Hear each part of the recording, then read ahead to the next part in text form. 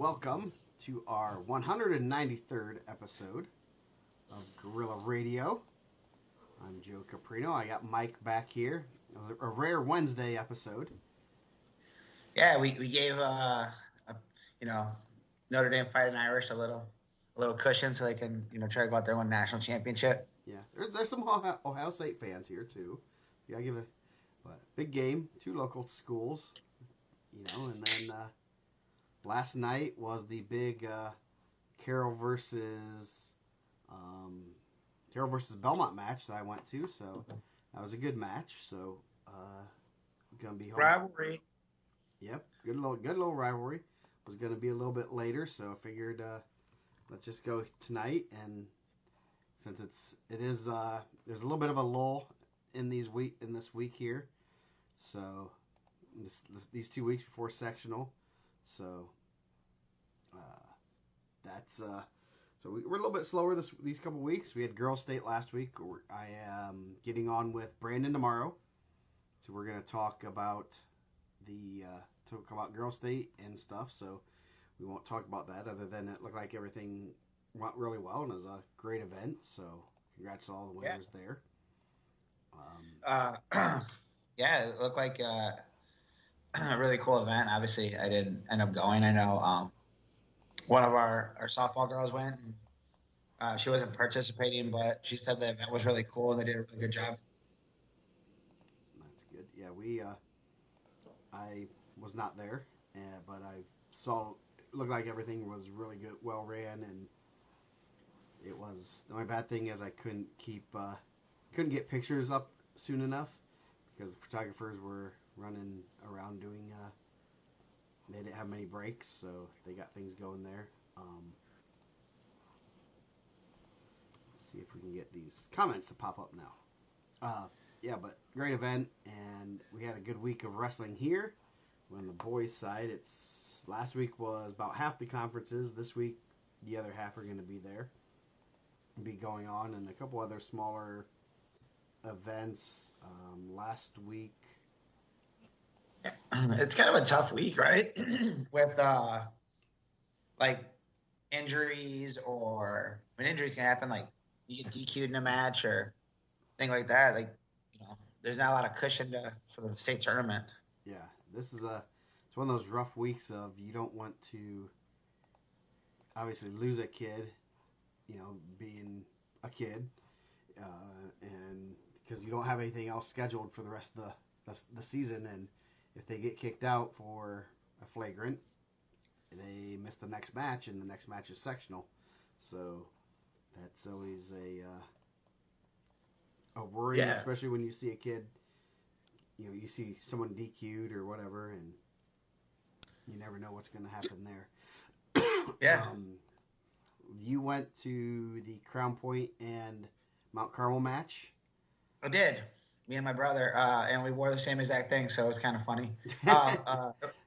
Like he showed up in a blue IndianaMat shirt. I had a blue IndianaMat shirt, black zip-up jeans, and both had black and white dunks on. So not only did we look alike, we dressed alike that day. Nice. Evan Cruz asked my brother if you were there. I think he thought my brother was me. Obviously, he's like, I don't know, man. He's like, yeah, bro, Joe. You know Joe. He's like, nah, it's my brother over there. So, yeah, the packed house. I mean, those guys do a really cool. They definitely put on a show. Like that's a really cool event. They had a guy from Mount Carmel there. I guess he's undefeated in the UFC bare knuckle boxing champ. Stefan was there. They kind of honored those guys. Stefan had both teams rocking his clothing brand warm ups and singlets. I didn't get to check if everyone had his shoes, but definitely a lot of people. Which I think for a duel, I mean, more people were at the Mount Carmel and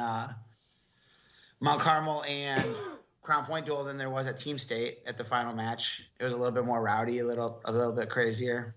Yeah. Man, Crown Point's announcer did something really weird, and I don't know, man. I guess it's a home field thing, and you can do whatever you want. But he would be really emphasize the Crown Point guy, and then be very small on the Mount Carmel guy. He'd be like, come on the mat, Sonny Sessa, and he's wrestling Seth Mendoza. And I was like, that's kind of, especially a lot of those guys train together, so I know there's like a rivalry, but like also like if you're training with those guys 8 months a year or 7 months a year, like I mean I don't know, that's not my thing, you know. Yeah, yeah. I think a lot of home announcers will play to the team a little bit more. Well, I think that part of it I get, but it was like I think normally they would say like regular. They wouldn't just like dismiss like how they say it, right? Like if I said, Mike Reiser and Joe Caprino. Yeah. Like it's literally like that. You can go back and watch it. Like it's I think RSN had the coverage on it. We didn't do any live coverage, but I just thought that was really weird. Good. I mean, got a good voice to announce, but like, yeah, I got Seth Mendoza there. That dude's legitimately good, man. Yeah. Yes, he's kind of good. He's going to Missouri. I'm sure Crown Point's not sad that he's graduating. Yeah. Yes, he has done pretty good against them for a few years, and yeah, that's a good duel, good little rivalry. Cersus has yet to get one over Crown Point. I know. What did Daniel Cormier say? Is it a rivalry if they don't get any? Yeah. Like if you don't win any? Like, and I'm not like disrespecting those guys. They're really good, but they've had some tough luck. The match was kind of chippy in some spots. I don't know. It was a good duel. Like I said, Mount Carmel is a good team. I think the number 2 ranked team in Illinois. Crown Point's solid. I mean, they're pretty clear number 3 in Indiana. So I thought it was a good duel. Yeah, that's good duels are what grow the sport. I guarantee a lot of those people. There's a lot of people that were, they don't go to very many matches. They're not going to go to state, but they went to that duel. A lot of people weren't. I'm sure a lot of those people didn't travel down to team state. That's a long day, a lot of travel and stuff. But they went to something home, and that's good for the exposure for the kids, exposure for the sport. And I always say that some people, duels. We need more duels. I go, no, we need good duels. We need competitive duels. Well, that's what I said. Like, I know Brownsburg does a really good job. And Derek and those guys do a good job of promoting the sport. I'm like surprised like more teams don't want to go be in that, especially teams that have guys that are on that level. Even if you have 1 or 2 guys that are on that level to get those matches, that those guys can't get duels is kind of crazy to me. Yeah. That's a. You want to get your. It's not bad to be in that, that kind of crazy environment, that environment of where you're the hated one and they're booing you and everything. It's actually kind of fun. I know when we wrestled Garrett. It was the first time we actually had like a weekday duel against Garrett, and it was packed in there and it was rowdy, and our kids loved it, and they're like, "This is awesome! This is what we come." Even though we're in enemy territory and people, it was a lot of fun, and a lot of kids remember that duel because it was a good duel and it was rowdy and fans were getting into it. It wasn't like no one was disrespected people or anything, but it was intense and people were getting excited, and that's what we need. We need more duels like that. That was a fun duel. Yeah. It started in a good spot for Crown Point. 2:15. Austin Reading got a fall, and I think if you're a fan of the Crown Point Bulldogs, like wrestling page, his mom passed away, I think Saturday night. So I mean, kind of tough situation. I know she had been sick for a while, so he didn't wrestle at PAC the next day. And then Simborski got a pin at heavyweight. Sam Westfall had a really good match at 6. I think that was a major at Carnahan. He won 1-0 against Sebastian Garcia, who was an Indiana kid. Strayer got a tech at 13 over another Indiana kid. I think he's a Crown Point kid too. Gafton Hodges. So, no Gavin Lewis. Gavin Lewis was in the lineup. So Cavell Moore, Mount Carmel got a fall there. Obviously, Gavin Andrews, that's his last home duel. I don't think he wrestled tonight against Valpo, but his last last match in the Crown Point gym, like regular season. So probably pretty special for them and their family. Yeah. He's a big part of their lineup. LT Hawkins with like a 50-second tech fall. Jeez. Literally the fastest tech fall I've ever seen. What do you do? Just get on top and turn I got a takedown and just kept turning them and like it was done. No, Justin Williamson didn't wrestle. I know someone had asked that on the board. Seth Mendoza put in work. He got a tech fall. Dude, he's so good. Like even like when you're like kind of with him, like he's able to like put in another gear and pull it away. Yeah. Well, just like him and Reynolds this year. First period, first minute 50. It's like, oh, geez, Reynolds is in this match, and then he just turned it up a notch, and it's like, oh, this, and it got ugly Yeah. real quick. But he's gonna be pretty good at Missouri. Shout out to Eric McGill at Missouri tonight, Yep. officiating. Sent a message out. I was not scrolling TikTok because TikTok got shut down when I could get all It's crazy. back. It's But I back. scrolled. I know I was going over reels and I seen. I mean, TikToks are hard to like send to. Like I always feel like I can never open them. Like it sends me. I don't know. Maybe I'm old. Hand it to my kids. But they had the one where he was at Nebraska and Northern Iowa where Kekheisen pinned Silas. And you had Eric out there, he's the official, and it kind of had, those guys chirping at him a little bit. And Leo Mercado was the assistant. So you had 3 Indiana guys on the mat, which I thought was pretty cool. Yeah. Yeah, definitely. That's always neat to see. You're scrolling social media and you see a picture of Eric refing and holding a hand up or something. And I'm, I mean, I haven't asked him too much about NCAs again, but it sounds like he's having probably a pretty good year, another good year, and will be in the mix to do another NCAs this year. And that's a tough gig because if you follow college wrestling, you get every so often, about it almost seems like almost weekly. There's some kind of referee controversy going on, and you get starting to it, and obviously we know Eric pretty well, and I'm like, I always get scared. I have to go back and like, okay, it wasn't him. Especially if I know he was at that event, if it's like at Las Vegas or something like. I always get a little bit worried that Yeah. he's going to be the one that they get in that controversy of just craziness of a call that some people like, some people don't like, and that's tough. It's a tough gig.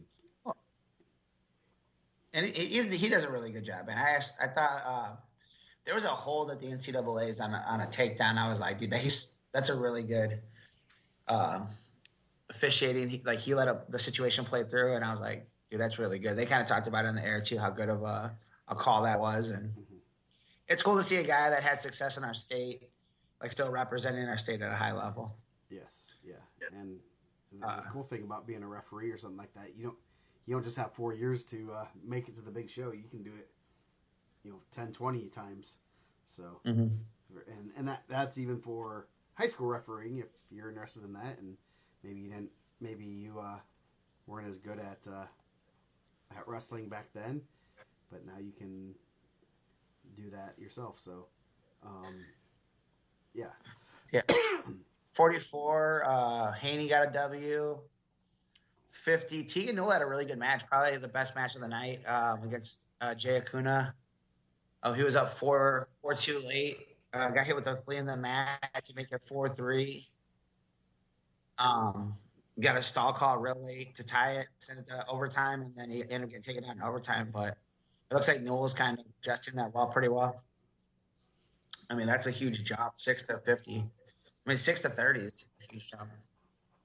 yeah, 57, Liam Kellen beat Van Titchell. I think 65, was it like Kellen Couchbender and beat Ben Clark.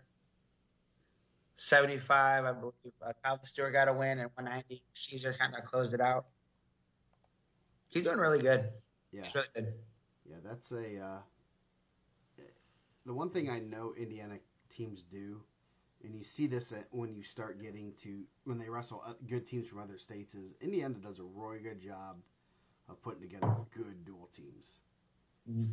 And I think our top teams obviously are pretty good dual wise, but I think even that second tier, that maybe 3 to 12 ish tier, those teams could go and have a real good duels with other top teams from other states. And while they might not have the superstars, and some of them will, they don't. They're going to make a good duel. It's going to be a good duel because they're going to have our Indiana teams are going to have 14 solid kids they do a good job of producing lower weights, middle weights, heavier weights, and they understand the importance of that. And especially our top teams always have good upper weights, and that's huge for those guys. Obviously, like Center Grove is a little bit down in the upper weights, but the past few years they've been just loaded up there, and that's been how they have a lot of success is they got to have 14 really good kids. Brownsburg's loaded up top. I mean, you got Gunner, Brewer, and Max to close out. Yeah. I mean, they'd probably win a lot of duels. They're pretty tough. Yeah, and when they go national level stuff, not everyone. The biggest drop off is going to be at those 3 upper weights for those guys. It's easy to. There's a lot of really good middle weights and light weights. You can always find those, and those kids are always getting those big guys to be good. And I'd love to see the duels between our top teams and some of the other top teams from like Ohio and Illinois and Michigan and see. But I mean, just looking at how some of the matchups we've had with some of the Michigan teams the past few years at Carnahan, and like I think our teams are better top to bottom, and they'll get some matches. There's no doubt, but top to bottom, I think it's hard to beat some of our teams. Yeah. So it was a good duel. I mean, Crown Point kind of doubled up and wrestled at the DAC the next day, which is probably not easy. I mean, I know you get a pound, but me and my brother kind of talk about that all the time. Like, when you get your 2 pounds, you just eat 2 more pounds than you normally would. Yeah. You're not like, you're still cutting the same amount of weight. You're just like mentally like, I'll eat more now. Yeah. So I think that's a pretty hard turnaround Friday to Saturday. And it's a cool event to have that Mount Carmel one, but man, I'm sure that's tough. Yeah. Yeah, that's a good duo. I'm glad they're continuing to do that, and it's rowdy and it's good for the sport there. And it's on a Friday where not many people are wrestling. I'm sure there are a lot of high school teams there and other teams, local teams that are there, cheering on the Crown Point for the first time. One time a year they cheer on Crown Point. I sat on the Mount Carmel side. It was less crowded. The Crown Point side was packed, man. They had a packed house. They did a good job. Yeah. So, what else happened last week? We had quite a few conferences. The Metropolitan Conference, they switched to duels. And Warren Central Seen that. had a lot of duels. Did they really wrestle? I think it's like 5 teams, right? Yeah, there's only 5 teams, so that is not had them at 6. Man, I was talking to Paul Maldonado on Saturday after the DAC. We were talking about like scales and guys weighing in and missing weight and stuff. Man, did you ever see the scale at IndianaMat? Like the old scale? No. Man, this is like one of those things. You're from the region. If you ever went on this IndianaMat scale back in the day, it's like a meat scale, bro. Like it's like a metal plate. It has like a big circle. Man, it was crazy. It's probably still in the same spot. It was a big, heavy scale. Someone told me that a team was trying to bring a scale to a duel so they could weigh in on their own scale. Did you guys ever do that at Carroll? No, we never. We never did that unless someone says, "Hey, can we borrow your scale because we don't have enough for our tournament or whatever." Someone asked me if I had ever heard of, for a duel, like a team bringing their own scale to weigh in on. I said no. And obviously I was thinking man, at IndianaMat there's 0% chance we got this 1,000-pound scale. We were riding around in buses. But man, I'm not lying. If you wrestled in the region, you came to that IndianaMat sectional, regional, tri-cough. I'm sure Cameron Sackon can tell you about this thing. We didn't have a lot of digital scales. We didn't have nice stuff. We're kind of in a hood, So they had this huge meat scale, steel with a glass face, and come around. And then I remember if you come in on Mondays after weighing in, they would just walk right off of it, step on and just kind of keep walking, so you didn't get it. Because the amount of weight that these guys were coming in over was going to be a representation of what kind of practice we were going to have that day. So they're yeah, I'm 10. And they're nah, step back on the scale. And you watch it go. I think Ohio So Northern had a scale like that in college. It was just like, oh. Justin Plank sent me a video of like the 10 worst academic schools in the state. My alma mater was listed on there. I think he made the video himself. So, I was thinking, dude, I'd like to see like a Watkins. If they don't use it anymore, if it's broke, I would say Watkins would sell it to me and just put it in their garage. Like it'd be a nice conversation piece. Bring a lot of have wrestling parties, maybe NCAA party. Guys come by, see that scale, have bad nightmares. Yes, they're gonna turn around. Dude, that thing, Nah, we're good. dude, I'm dead serious too, man. I would love to like have that scale. There's no way it's like moving anywhere. You'd have to get like a fork truck to move that thing out of there. Yes. I don't know how they got it in there. They probably built a school around it. I'm seeing if I can find a picture. I'm sure there's. I think I know exactly. I bet Coach Watkins has a picture of that thing. Let's see. Let's see if I can find a picture. Barry. Yeah, like, well, if you ever been in there, man, what did they say? I can't see the top of it. It says, I remember my heavyweight burying the scale. The referee just asked him how much you weighed. Man, dude, I think he went to 300, man. And sometimes we had a big heavyweight, and that thing would spin around, and you'd be like, oh, man, is it going to go back around back to one? Let's see. What do they call it? Let's see if was it the old Toledo scale? Let me put this up there. Let's see. No, not seen. Is it something like this? Bro, it's like that, but way nicer. Dude, it looks just like that, but it's so much nicer. Okay, yeah, so the old Toledo scales, yeah. Those are... Bro, that's kind of what I was envisioning, but obviously, like you said, I'm trying to see if I can find a... let's see. Watkins used to tell us, if you make it on our scale, you can make it anywhere. Yeah, we had the doctor scale ones. Like dude, I feel like those were cheat scales, bro. Like, if you had like a nice official, they let you like kind of get away with that. Kind of, tap. Oh, you're close enough. It's balanced. Go ahead and walk off. That kind of Met scale, there's no cheating that thing. That broke a lot of hearts. That was a scale like you knew that it was gonna be on. Like you had to come in under to get to that scale. Get there early, bro. Get there early. You got to weigh in. Oh yeah. Nice. I'm sure Coach Watkins got a picture of it somewhere. Yeah. Oh yeah, those are the one time I remember weighing in. I was like, man, I'm gonna miss weight, and it broke, and I jumped off that scale. I hightailed it out. Yep, I made weight. I'm gone. Dude, there was and they would let that thing stop, man. It spins and it would like slow down and like they were gonna let it settle. There you go. I'm sure there's a bunch of officials that have done tri-caught that's probably been on that scale, calling guys out on their weight. Let's see. Think about that, man. We did 16 teams, one scale. Oh my gosh! And that day it was you could weigh in as many times as you need to, right? I think so. Their weigh-ins closed at like 9:00, right before they.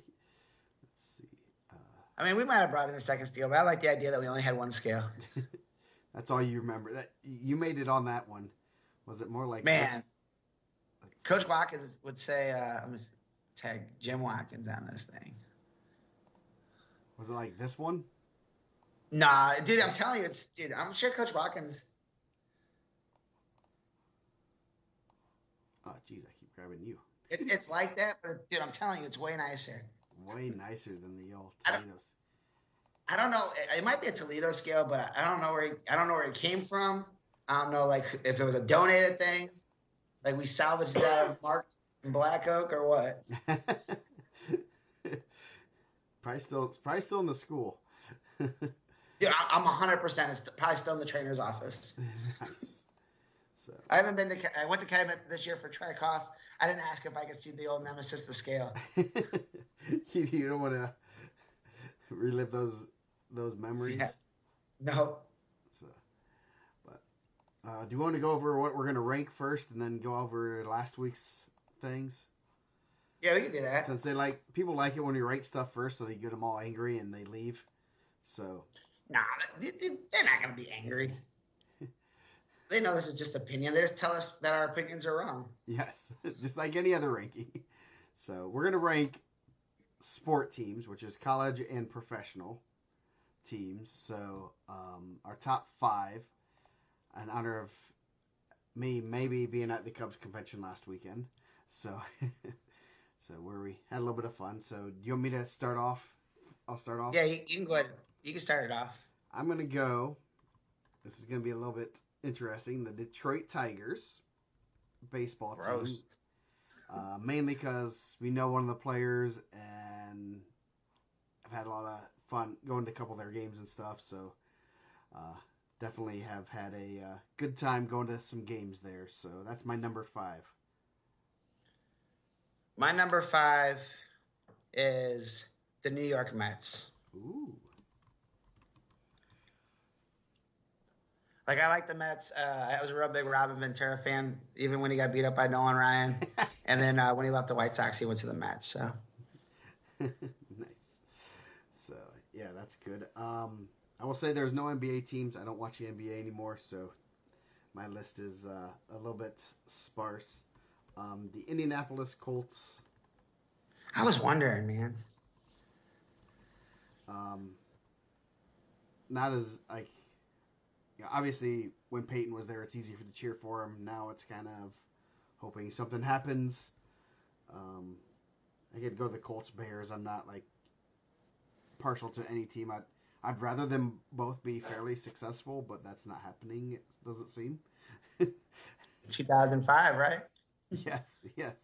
After that, it's gone downhill for both teams. Was it? And we can do college teams, right? Yeah. I'm gonna go with Oklahoma State wrestling. Ooh. I really like the Okies. Yeah, man, what did I put? Ooh. The Cowboys. Yeah, they are. I do like how they wrestle now. You can't go wrong. I really don't have a favorite. My favorite college wrestling team is like Northern Illinois, but that's mainly because of their head coach is a teammate of mine from college. So that's kind of not a it's just one of those things that I just like watching good wrestling, and I like a lot of the teams in college as long as the coaches are cool. So my next one is Notre Dame football. I know I might get in trouble for that, but I've always been a Notre Dame fan. My uncle and a couple of my cousins have went there. I wanted to go there until I realized they didn't have wrestling. So then I decided to pivot and go somewhere else. Man, I feel like my college football love has been different. It's kind of like when I was a kid, I really liked Notre Dame. Yeah. I said like that was my squad. Like obviously like watch Rudy and you're like, oh man, this is really cool. And then like when I was in high school, I really liked Miami Hurricanes. So I'm going with Miami Hurricanes. Ooh. Football or just? Not as football. Not as much now, but man, like I feel like you want to like man the U and the U part 2 30 for 30s. Yeah, those are good. Yeah. Oh yeah, the Catholics versus convicts. Those are some fun. Those are some great rivalries. That's some good. That's a good 30 for 32. Man, like the part 2, and they're like this guy who's all Pro Bowlers. Like, and those were our backups. Dude, it was wild. Those early 2000 teams were unreal. Beaver's not happy with you. Man, come on now. Yeah, but you did. Was it your like baseball team, the Canes? Yep, we were the Canes. Yes. For a long time. So I guess I assume maybe you were a Miami fan, but it's kind of weird. Indiana, you don't get very many Miami or like any kind of Florida team fans unless they like live that area. Man, Dave isn't wrong, man. I wanted to play baseball for the U too. I didn't know the U was like a private school. But that's what it's a private because they got all the convicts that go there. They said like that's like one of the things that like one of the Blades brothers said on there. They said you don't even know this is like not a state school. These like everyone's driving around in BMWs and Mercedes, and they're bringing these kids from like the hood out here. He's like, it's tough. So my number 2 is the Finley wrestling team. Obviously, very partial to that. Like every wrestling team. Yeah. Yes, Finley. Obviously, that's where I wrestled, so that's an easy one. So that's have to go back to the old Roughnecks. We were pretty tough back in the day, so it was a lot of fun and a lot of good friends you met through that those 5 years of my life. Man, IUN baseball was not very good when I was there, so I played. We weren't very tough. The IUN Redhawks. I don't think I'm going to add them to the list. They're not going to make my top 5. I still got my IUN jersey in my closet. I guess I could have wore that on here, but I could have worn my Finley. My number 2. Will it fit? It'll stretch. There you go. My number 2, the Chicago White Sox. Not a fair weather fan. I feel like the White Sox, I always loved them. My dad was a White Sox. My dad is a White Sox fan. I'm a White Sox fan. My brother's a Yankees fan, which is weird. He's watching right now. Shout out to the USC but man, like if anyone tells me like going to Wrigley is a better day in Chicago than going to New Comiskey, you're crazy, man. Wrigley Field got rats, bro.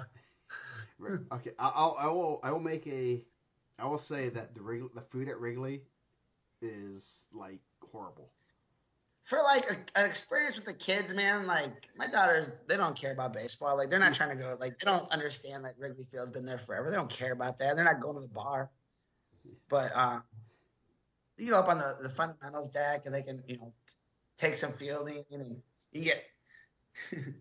Yeah, this was a tough year, man. This was a hard one.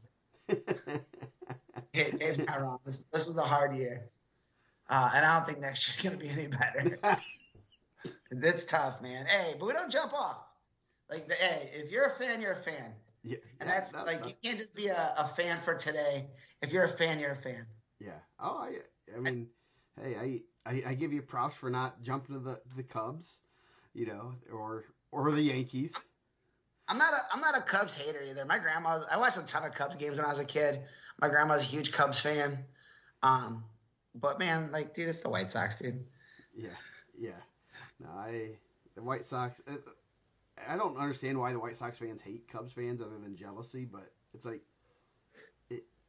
we're in different divisions, we're in different leagues. Just because man, when you grew up away from it, man, like we grew up in the Bulls would make my list. I grew up in Illinois. I thought I was gonna, I wanted to play for the Bulls when I was a kid. Yeah. I didn't want to be Michael Jordan. I wanted to be like John Paxson or Steve Kerr with Michael Jordan. I wanted to pass the ball to Michael Jordan. I just wanted to be on the same court. I wanted to be part of the Toon Squad. I wanted to be, Wayne Knight when he comes out. But like, if you grew up in that, like, you had a bunch of Cubs fans always just trash talking you all the time.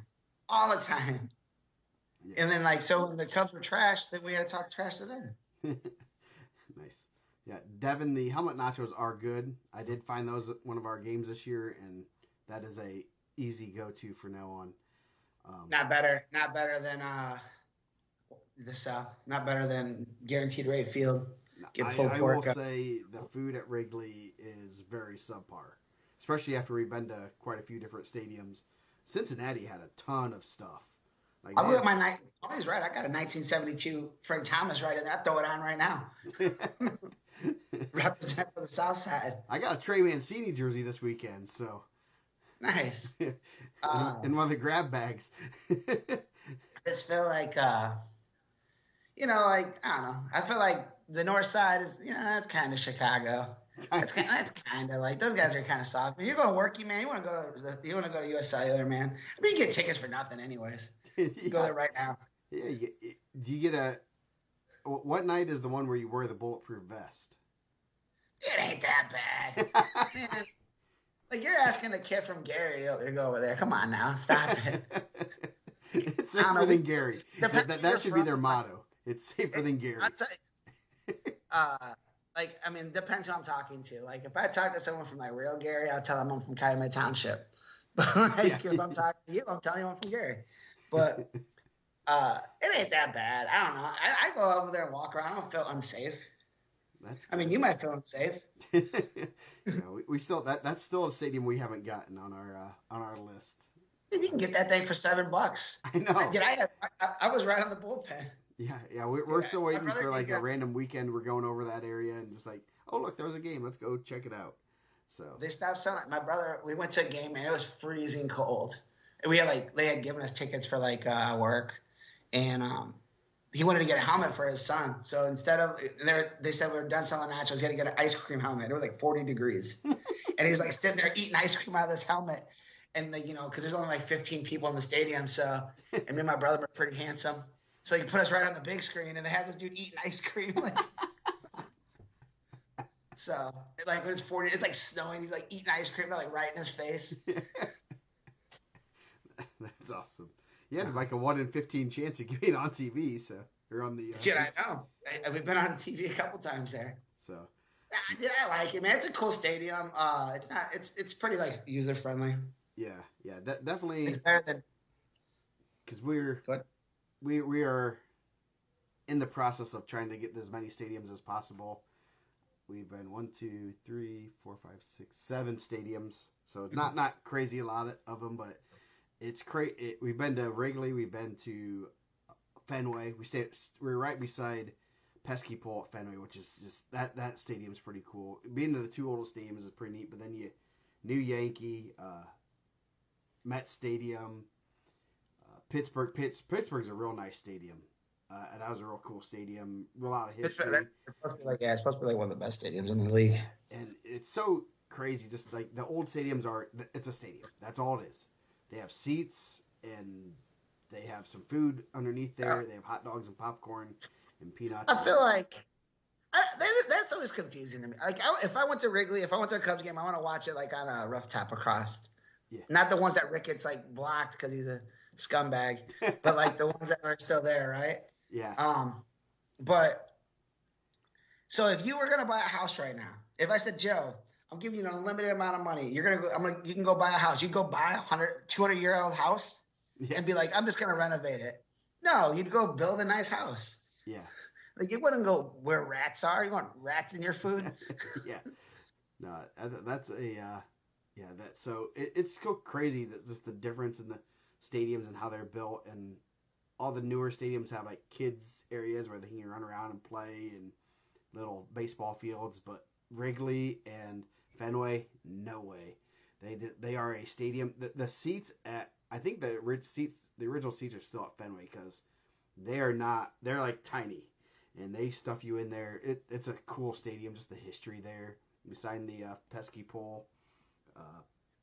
It's a real cool stadium. The New Yankee Stadium is pretty nice. It had that old feeling, but modern amenities. So I see like you got CH on yours. What are you going with? Blackhawks? Yeah. Charleston? Yes, the Black. Charleston. What was the team from? The Cubbies, Chicago. of course.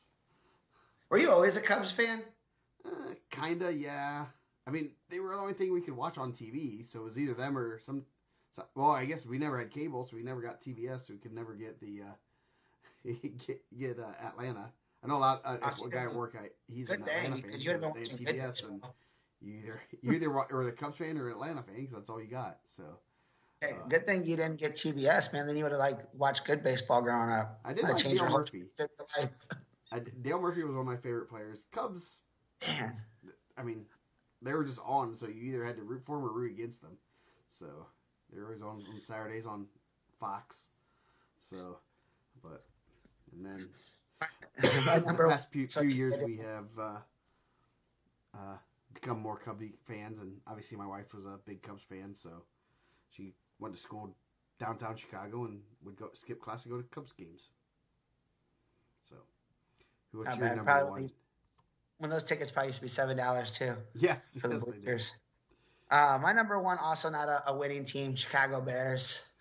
He's got a new coach this week, so I'm not jumping off That's not how we do it. I do like Baltimore Ravens too, and they didn't win this week either. But the Chicago Bears my number one. Yeah, fairly predictable list, but no, it's a yeah, it's fandom. So Man, I do like the Bulls, like Michael Jordan Bulls. I did like. I mean, we grew up in Illinois, so I like the Blackhawks. But I like going to Blackhawk games. yeah, I That's cheered for the Bulls when obviously when Jordan was there and stuff, but I did like the you ever been Pacers to a when Blackhawks game?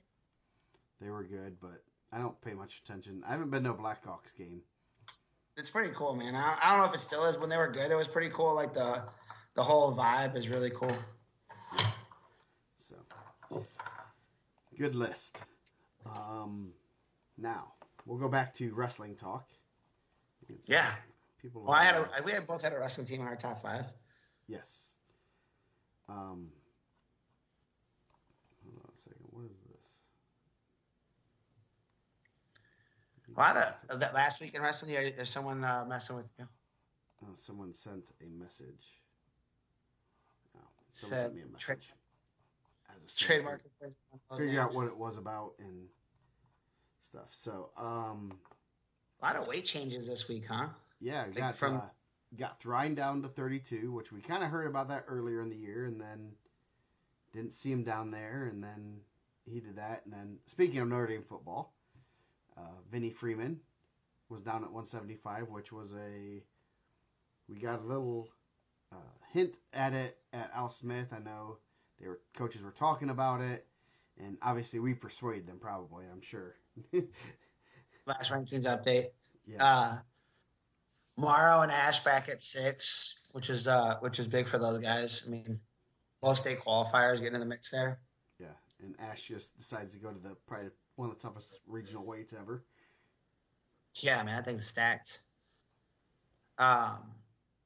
What else? There's a couple other ones where I seen Drew Walden. They said he's going to be able to get released to get back for the sectional, so he's in the rankings. Return state qualifier for DeKalb, which is pretty cool. That's good. That's a good pickup. You know, being able to get him back that late, and maybe he'll be able to wrestle this weekend to get some matches and get some of the lungs back. That's really good to hear. So last week, the Hoosier Heritage Conference. Man, a lot of these conferences have real close names. Like trying to follow it online was tough. Yes. I always get. It's the worst is when people put abbreviations like HHC. Yeah. Hoosier Heritage, Hoosier Hills. There's Hoosier Crossroads, Hoosier. What is a Hoosier? Yeah. So What the Hoosier what is Heritage it? one, that is Delta, Yorktown, Greenfield Central, New Pal, Newcastle, Penland Heights, Mount Vernon. So a lot of good, pretty real solid conference. And it's always good when they cover multiple semi-states. Like I've only lived in the state half the time as you. Like what is a Hoosier? Like what is a Hoosier? I don't know. I'm gonna tell you something. This is a true story. I used to think a Hoosier was a cactus for the longest time. I did probably until I was in my 20s. I thought a Hoosier was a cactus because I didn't know that the IU sign was an I and a U. I thought it was a cactus. I thought there was just a lot of cactuses in southern Indiana. I said, man, it doesn't seem like cactuses should be down there. I don't know what a Hoosier is. I don't know either. So, yeah, Dylan Bob is a Findlay alum. I actually went to college with his daughter, so she was there, and we always would run into each other and talk wrestling. So, Reed Wicker over Jackson Webb, Lincoln Parsons over Kay Jackson, Blake Doss was third, Bollinger over Jet McGuire, Tyler Thrine 5-4 over Sam Mosier. So he was. I heard he was losing that when it came from behind too. I mean, that first time being down could be tough. Yeah. So I wonder if that was his first time down to scratch, or if he does 2 point with the 2 pound allowance. Bryce Doss over White Hoppus. A couple unbeatens there. 1-0 had to go. Yep. first losses of the year. One set. Let's see. Stebbins was down to 75 again. He's been on there for a while. Um, let's see. Zach Blevins of Greenfield Central or William Glessing. So Zach Blevins is pretty big, man. You think Caleb Stebbins is the best baseball player in the state that wrestles? Said he's a lefty, throws pretty hard. might be because wrestling and baseball doesn't have a lot of similarities as far as guys that do both sports and are pretty good. Okay. Until you see Rocco Caprino come up. There we go. Shout out to Rocco, the star of the Cubs convention. Yeah, yes. He got to meet his favorite players, and they all remembered him. Was Kyle Tucker there? What do you say? Was Kyle Tucker there too? Yep, Tucker was there. We didn't meet him. We saw him on stage and stuff. Sosa was there. So Sammy, good for Sammy, man. And he's coming back, man. Yeah, he's going to be in the Cubs Hall of Fame. So they're inducting him in there. So that's kind of cool. He had quite a big reception, but not as big as Sandberg. Ryan Sandberg was there, and he got a huge reception, and we did get his autograph, and he's a super nice guy. And hopefully the cancer stuff, they can get it going again. But super nice guy. He came like bingo. Like halfway through, all of a sudden he shows up, and it's like, and the crowd just goes crazy, and super good guy, and definitely a great Cub. And if you don't like Ryan Sandberg, then there's something wrong. You don't think he's an overrated second baseman? He's a Hall of Famer, so hard to be overrated with your. Yeah, there's a lot of guys in the Hall of Fame that I don't think are very good. So there's a lot of guys outside the Hall of Fame that I think are really good too. Yes. You think Dave Martinez was there or no? No. Okay. So, the Northern Lakes Conference. Any big matches at Northern Lakes? Trying to see what big conferences we have. Corin Cohen Kramer and Josh Kite rematch. I think number 3. Kite over Kramer for 15-8. I think those guys have gone back and forth, so that'll be a fun little rivalry in a couple weeks. Yep, they're going to continue to go at it for a couple more weeks. Hankey over Brady King and Trey Dunning was 3rd. That's pretty good upper weight. Sagamore Mid-State Conference has Plainfield, Perry, Whiteland, Franklin, Mooresville, and Bloomington South. No, Bloomington South's not there anymore. So Kyle Riley, pretty good sophomore. Let's see. I thought there were a couple good wins there by some people. I did put a lot of results in this weekend. Lower one, nothing big there. Hoosier Hills. Coach Watkins responded. You want to hear it? Yeah. He said he'll post the picture tomorrow. It says basically a 75-year-old paperweight now. A student jumped on it 5 to 6 years ago to see if she could get it to dial the wrap around. They sheared off some of the internal mechanisms that could no longer available. The scale company could not find the parts, so it cannot be calibrated. It was purchased in 1983 with funds from the state of James Insweiler. Jim was the bus driver on our team trips to Mishawaka State, etc. He died because of a hit-and-run driver. The scale is dedicated in his memory. Gee, that's crazy. Dude, that's a region legend right there.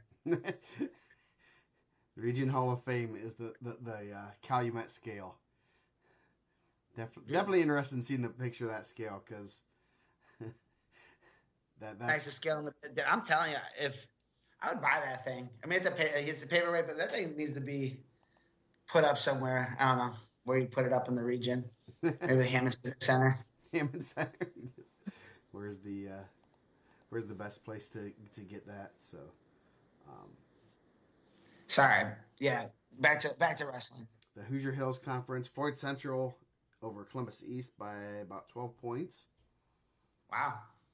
which is kind of interesting. Let's see. I'm trying to think of see if any ranked Tony Kessinger over Gage Rutan. Tony Kissinger had a good day. Yeah. Put him Caleb, right back in the rankings. Caleb Kirkpatrick over Hunter Bannett. Lane Kirshner over Caleb Cooper. Vince Kessinger was third at 144. Hank the Tank Redmond over Colton Philpott. Can't go without mentioning the Hank the Tank. Hank the Tank. Colin McMahon over Spencer Fain. His sister also won a state championship on Friday. Congratulations. Ben Land, Jeffersonville over Elijah Strokes. Let's see.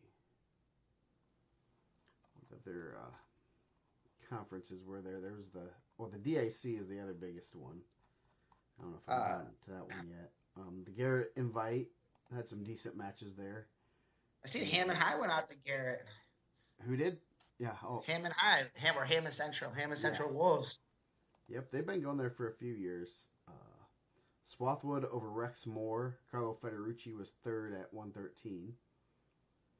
You got Ed in the house?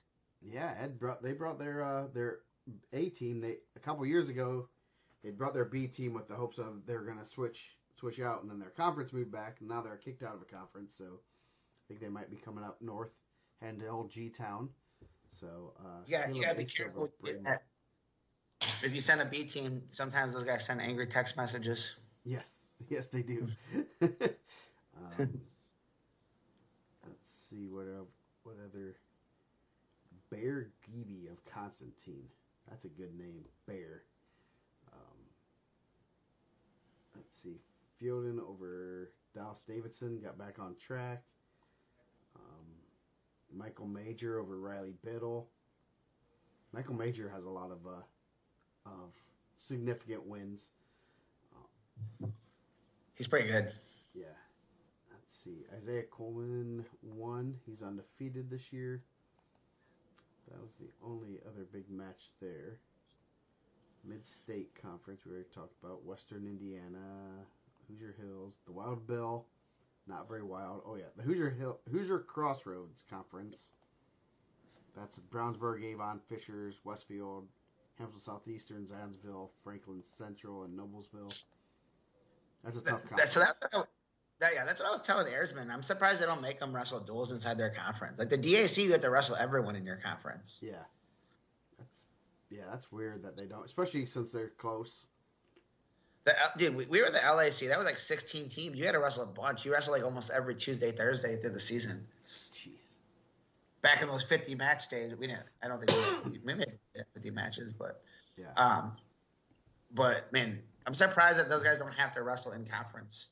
Yeah, I'm surprised they don't either. That's kind of weird, especially for a bigger conference. They always, someone must have complained enough that they didn't want to do it.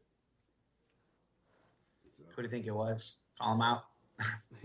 Now, a lot of good matches there. 106 was really good. Trayvon Ducking had a really good day. Beat Case Bridge. I think he tapped Case Bridge, which is crazy. I'm pretty sure like that's what someone said. And then he beat Connor Maddox in the finals. So 106 is who shows up that day, it sounds like. Yeah. Yeah, he tech Bridge, then beat Maddox, so that's going to be crazy. 13, Braden Head over MJ Heilman. 120, Case Bell was up at 120. No Dickman over Mason Gels. Gels beat Porter Temples, who was third. And then Owen Eagles was fourth. 126, Rio over Haynes. Haynes also beat Yant, so it's a huge win. Yeah, and then Yant over Rogers. That's a tough weight. You got 4 medals. 4 medals in your conference, top four. It's not bad. Yeah.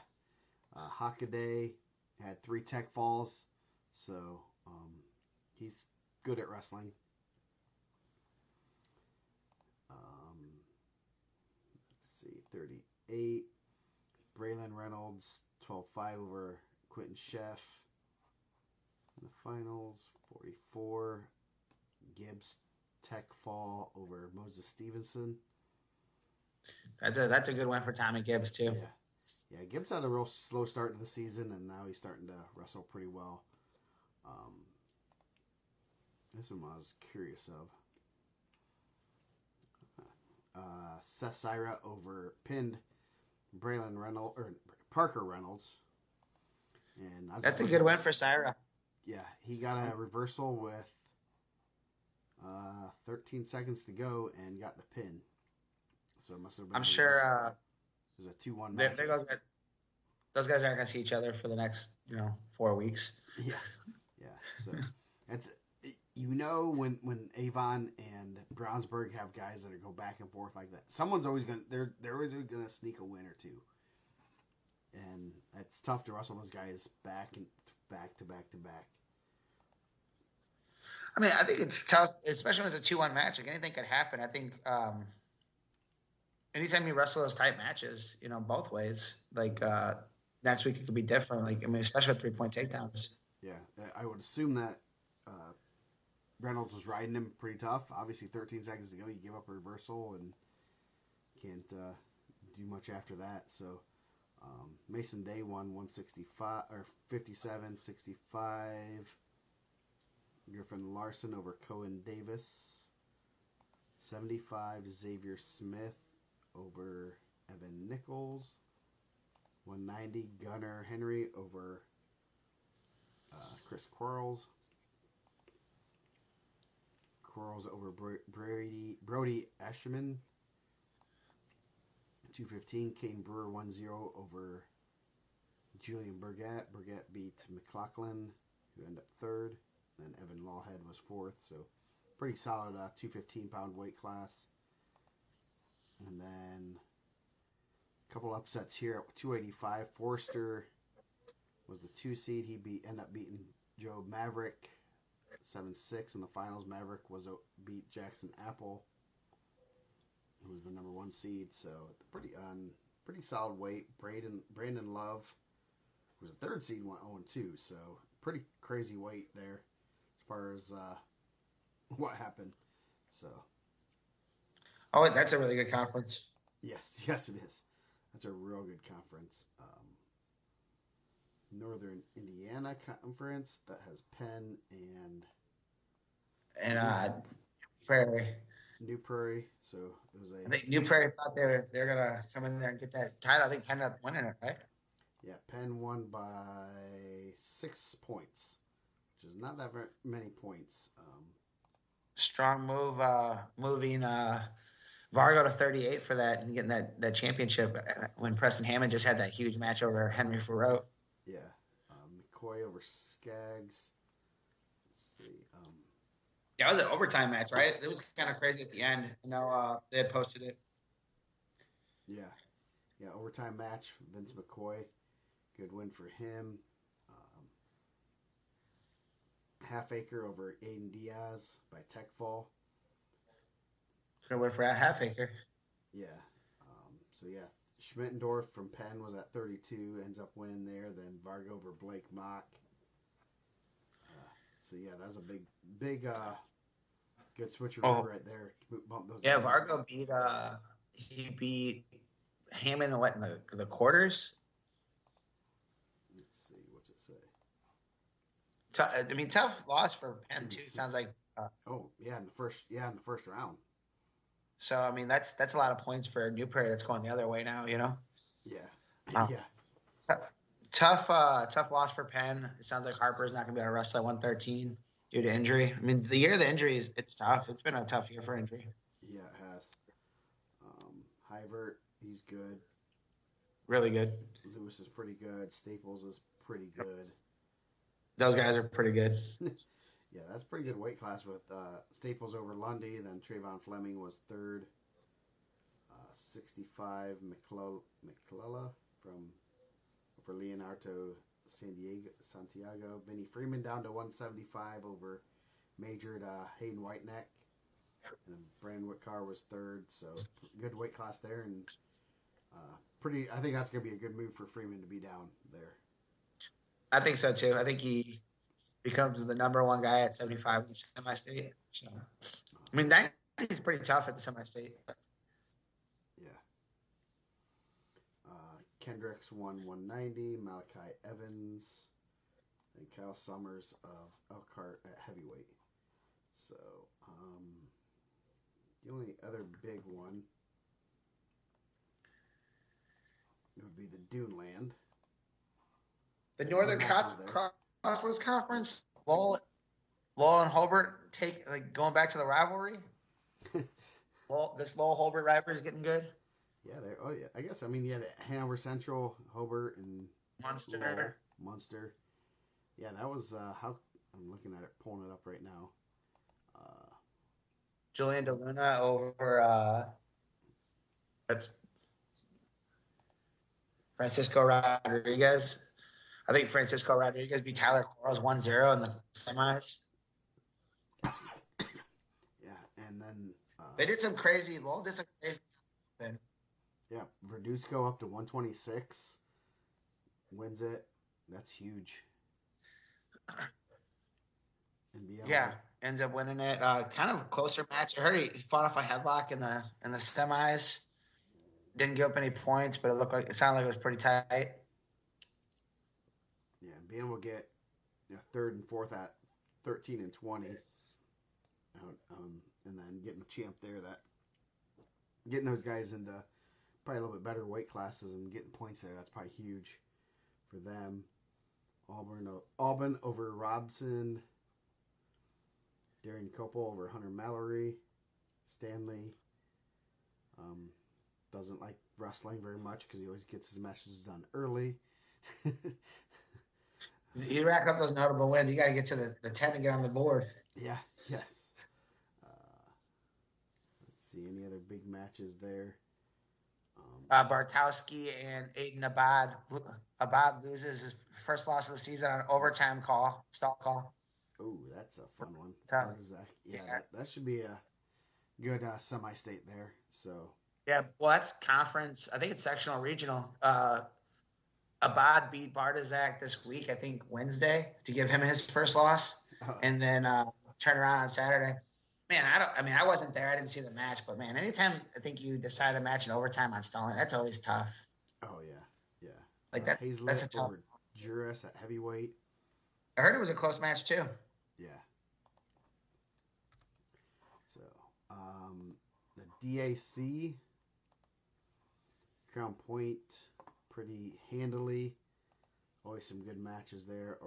Cruz Areta over Westfall. Yeah, one was it? He had him beating him pretty good too. Sammy had beat him in the duel. I think he beat him at Al Smith also. Yeah, it's 10-3. Colin Strayer over Xavier Acuna. Gavin Lewis was back. He beat Lincoln Underwood. 2 seconds left, and then the stall call. Gendris over Maldonado. Max Quiros, Cameron Woods, 3rd and 4th. Big one. Yeah, Max Quiros and Maldonado, a good semifinal overtime match. Yeah, those guys have all wrestled each other a bunch of times in their duels, and then at Al Smith and stuff. So they've seen each other a lot, and you get a little bit of crazy results when you guys start seeing people a lot. Maldonado and Gendris not as chippy as last time at the Al Smith. Got a little chippy. It was weird because I'm trying to give Gavin his roses because he's one of the only 4-timers, and they're hitting him for a team point. I'm like, do I keep saying that or do I stop? Nice. And then Warren Brown over LT Hawkins at 132. Shook up the rankings, man. That was a surprise. Warren Brown, freshman sophomore state champ. That's a huge win for him. Yeah. I mean, that could be a ticket round match. I mean, however the regional plays out, but I mean, you see a lot of these matches end up being ticket rounders and who can make adjustments. Mm-hmm. So Crown Point of these schools, Crown Point and Chesterton are in the same regional. Lake Central's in the same regional, right? No, Lake Central goes over to Hobart now. So it's Hobart and or Lake Central and Maryville head over to the Hobart regional, and then I think everyone else is in the. And so Portage is in the same regional as. No, Portage is with Hobart too. I'm sorry. So Portage, Maryville, Lake Central, all in the same regional, and then Chesterton and Crown Point are in a different one. Yep. LaPorte. Yeah. Michigan City. Could be some interesting matches there, take around matches, and that's something we'll start looking at a little bit more once we start getting sectional brackets, and I know we've kind of kept our eyes on some of them, but now that we're getting to that last part. Joe Stanley said 2 seconds left on that stall call. Yeah. Time to go home. I don't know. I see it. I don't want to.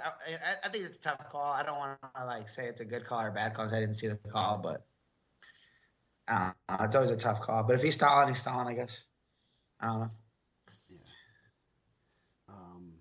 Josh England over Sonny Sessa. Got a little chippy at the end there. Got chippy at the end there. Coaches got a little chippy at the end there. Some coaches that you don't usually see lose their cool got a little chippy. Yeah, it's on Region Sports. You can go back and watch it. It's archived. Yeah. Check it out. It's it gets chippy. Both sides chippy. Yeah. Back in the day, it might just been warnings. Yeah. The region's getting soft, man. I think back in the day that had just been warnings. Yeah, that'd been just get in your chair. Yeah.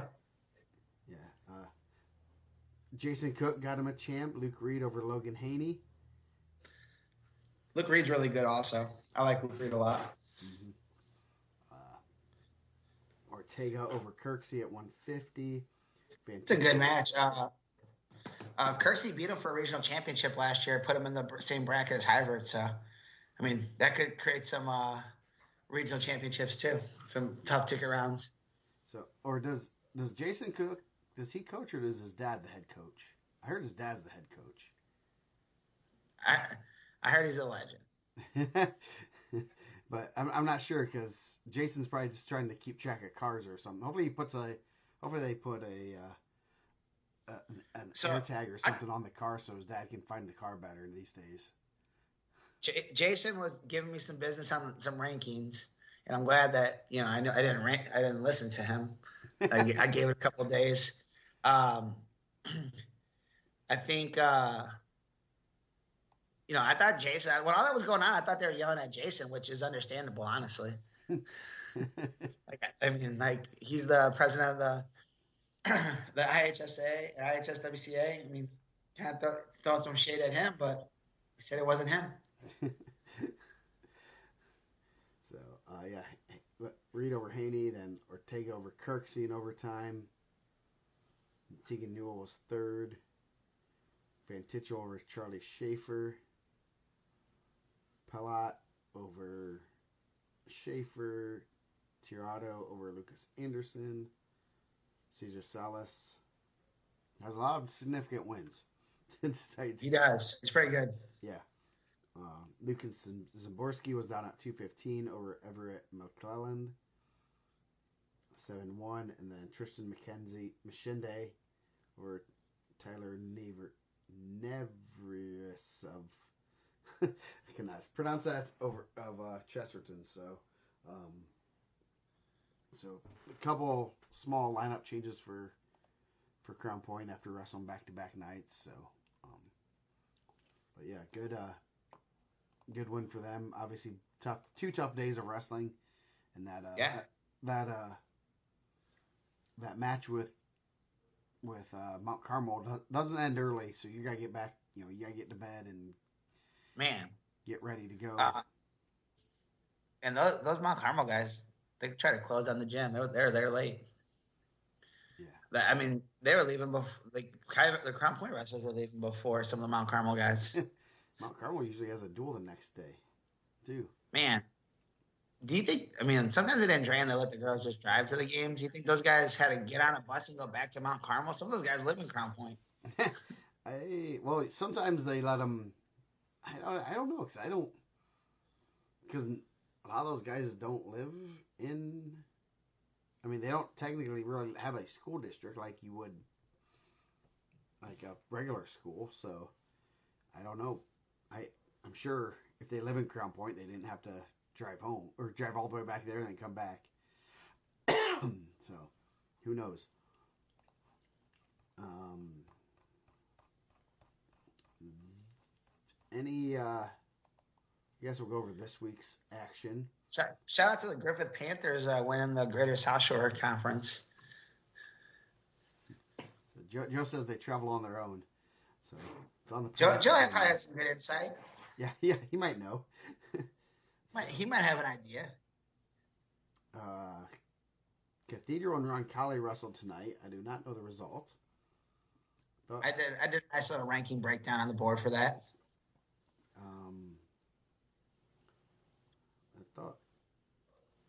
I thought Avon and Center Grove is tomorrow. That could be a good one. Yeah, that had some good matchups. Seth Cyrus, Sean Breedlove. And then Friday, Columbus East at Brownsburg. So one of the few teams that will wrestle Brownsburg.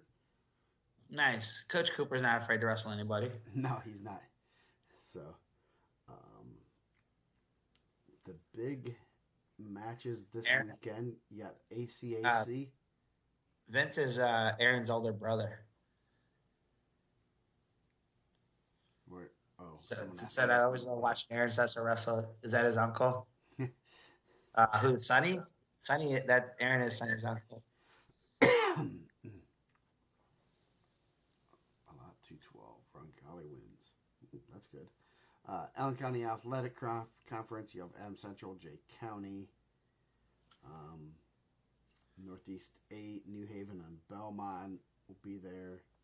Southern Indiana Conference. That's usually a good one to get some ranking stuff, so you get some records of some guys that kind of fly under the radar. The Neck. You have Garrett, Eastside, Prairie Heights. The Pocket Athletic Conference, which is like half of the Evansville semi-state. Man, this is when we get all of our Evansville rankings done. Yes, definitely. You have Heritage Hills, North Posey, Tell City, and Mount Vernon Posey. Just a ton. There's like 12 schools. 1, 2, 3, 4, 5, 6, 7, 8, 9, 10, 11, 12. 13 schools are there. It's a big bracket. Yeah, and they wrestle everyone in duels. Man, we used to do like not trying to be like back in my day, but man, the Lake Athletic Conference had like a weekend of duels and an individual like the next weekend. Oh, so you wrestled all these teams in duels during the season, not everybody, but you wrestled a lot of them in season. Then you did a duel, like a day of duels, and then the next weekend you would do an individual tournament. Jeez. We were very aware who the conference champ was going to be. Yeah, you had to kind of prove it 2 weeks in a row. And I think that was like, man, I bet that was like 16 teams, 18 teams. A lot. That's crazy. So, not a whole lot going on this weekend. A lot of kind of just a dead week for. Usually it seems like there are a lot less conferences going on this weekend than it was usually. But do they still do the Gary Burkhardt at Hobart? I don't think they do that anymore. I thought they shut that down a couple years ago. They used to be a pretty solid tournament, like right before. I mean, you had back in the day, Portage was there. You had Sean McMurray, Eric Balka matches. Munster was there. I think you had McGill and Cosgrove one time there. Yeah, you have the Bob Hassman Super 6 with Cloverdale, Franklin, Martinsville, Monrovia, and Trenton Central. It's a JV tournament now. But Gary Burkhardt? Yeah. Man, my comments don't load as fast as yours. But the Bob Hassman Super 6 is only because this has come from Bob Hassman. Is they wrestled their conference the one year, and I think one of his sons got a flagrant, and they didn't have anything after conference, so he couldn't wrestle at sectional. So he wanted something else in case the kid got kicked out at conference. Man, that's a smart move. That's why he's savvy. That's why he's a Hall of Famer. Yes. But at the same time, if you wrestle your conference and then you still wrestle that other tournament, you have an opportunity to get kicked out too. So So you gotta have like a friend. You just have like a little friendly duel on a Wednesday, right? yeah, A little quint duel. yeah. What did Tante call it? The Quinn duels when you have four. Quinn. Yes, the old Tante. So not a whole lot going on this week. It's obviously a little bit slower of a couple weeks. Sectional, I believe the meetings are Wednesday, I recall correctly. So it's going to be a short turnaround next week of when we get brackets and everything. So what are the big changes in the rankings? We can talk a little bit more about rankings. Funny you should ask. Hold on, let me go to them. Well, we had some shakeups at 106 because those guys all like to beat each other up and don't stick to the rankings. I blame Ryan Parrish and Sean Smoltz having all those contenders guys in there. There's about 6 of them, so those guys wrestle each other so much. I think they get too much familiarity. One didn't change there. Some movement in the top 10. Ash and Morrow back in there. Obviously, Cruiserweight moves up over Sam Westfall. But nothing too nuts in there. Yeah, a lot of obviously we kind of known that a lot of those guys, Brown, Ducking, Maddox, St. Laurent, Bridge, those guys have been seeing each other multiple times, and they have a lot of significant matches, and which sometimes helps, but when they all beat each other, it makes it worse. Yeah, and I think a lot of those guys were on the world famous youth wrestling top 25 list. So, passed down from generation to generation. So we had a good idea, and those guys kind of all hit each other in some of those middle school tournaments. So we had a pretty good feel for where some of these guys were and what they were going to do, but it's tough. 13, the top 3 hasn't changed all year. Bell, Shutley, Verduzco, Eli Olgi. Is it Ogle? Ogle, yeah. He's down. He's back down at 13. I think that's a good move. He has 1 loss on the season to Getz. I'd be interested. How did the Shutley and Reyes match go tonight? That's 1 and 2 in the semi-state. Yeah, that could have been pretty good. Jude Heaston back in the rankings. He was at 13, so it's always tough. Like until you see those guys down. Let's see. Roncalli 45-19, and no details yet. Dickman, Malone, Lewis, Bollinger, Cam Meyer, Getz, Gels, Chad McGuire. That's kind of all the same. It's kind of been the same. Really tough. 120 is always a tough weight. I think 120 is one of those weights. There's always going to be people that are out on the outside looking in. They're going to be upset. 26. No real changes there either. Nothing crazy. Yeah. Yeah, the top 3 there pretty well solid. Or top 4, 5. I mean, that's a tough weight. Yeah, you got finalist, medalist, qualifier, medalist. Really solid sophomore that was injured in Vargo. Qualifier, medalist. Like once beaten guy from North Miami. Corrick was in a qualifier, right? Who? Corrick. No. Jordan Corrick for Baylor's got a medal. Kuros was in the ticket round. Tough freshman. Another tough freshman. Medalist. Undefeated or once beaten guy. Qualifier. Flint Douglas neck one out. Qualifier. That's a good weight. Last state experience there. I wonder if anyone's noticed that people have some added stuff on their profiles these days. Yeah, I think that's been pretty cool. I think that gives you a better idea what some of these guys are doing. 32, Thrawn moves into number two over Donald Bowie. Horn moves up, still undefeated. Schaefer after a huge team state. Douglas, Goss, Vandergrift. Vandergrift didn't wrestle. I don't know if he's in the. I probably could have taken him out and got a night. If you when you take someone out of the rankings, when you get the most information. Um, Lucas Day still undefeated. Westerfield still undefeated. Warren Brown a huge win over Hawkins. Mosier.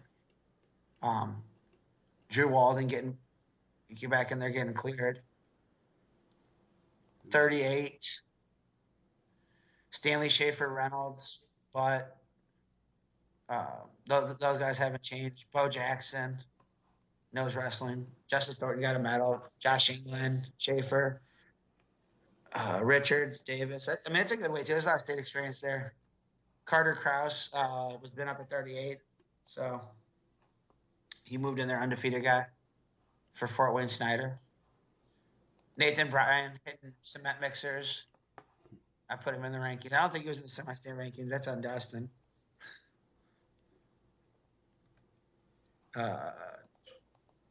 44, Hybert Gibbs, Goss, Hornsby, Stevenson, Bustamante, Hoppus, Reed, Hatewood. That's a good weight too. Fielded down at 11. That's a pretty far drop. He took a couple losses. Yeah, he had a rough week a couple weeks ago, but that's a tough place to put someone like that you know could easily be under the lights. Yeah, I think that's like one. Yeah, he could win it. Like he could probably win. I wouldn't be shocked if he won 44 and everyone be like lowest ranked guy ever. And it's like, yeah, man. But like you gotta let the results kind of talk too, right? Yeah, Can't then if you make it what your opinion is, then people tell you the rankings don't mean anything, and if it's by results, then the rankings double don't mean anything, except for power pool. yeah. So he'll see Hagwood at conference this week, most likely. So that might be some revenge. Could maybe get moved back up, but at the same time, it's a tough weight. There's a lot of good guys there, and I mean, there's no way you can logically put these guys in with the way that they've lost some matches here and there. It's hard to put where they've traded wins and losses, and this guy's beat that guy, and so it could be interesting to see how this weight class shakes out because there's a lot of really good guys in there. Jason Forster's correct. Haynes did move up quite a bit. I think he went from like 16 to 5. That's a good win over. He's had a good couple weeks for sure. Yes, yeah, and that's a good thing for Brownsburg because it'll definitely help their point total and give them another solid wrestler in their lineup. Come state time. 50, I kept Doster in. I know he's dealing with some injuries. Sounds like he's going to be back.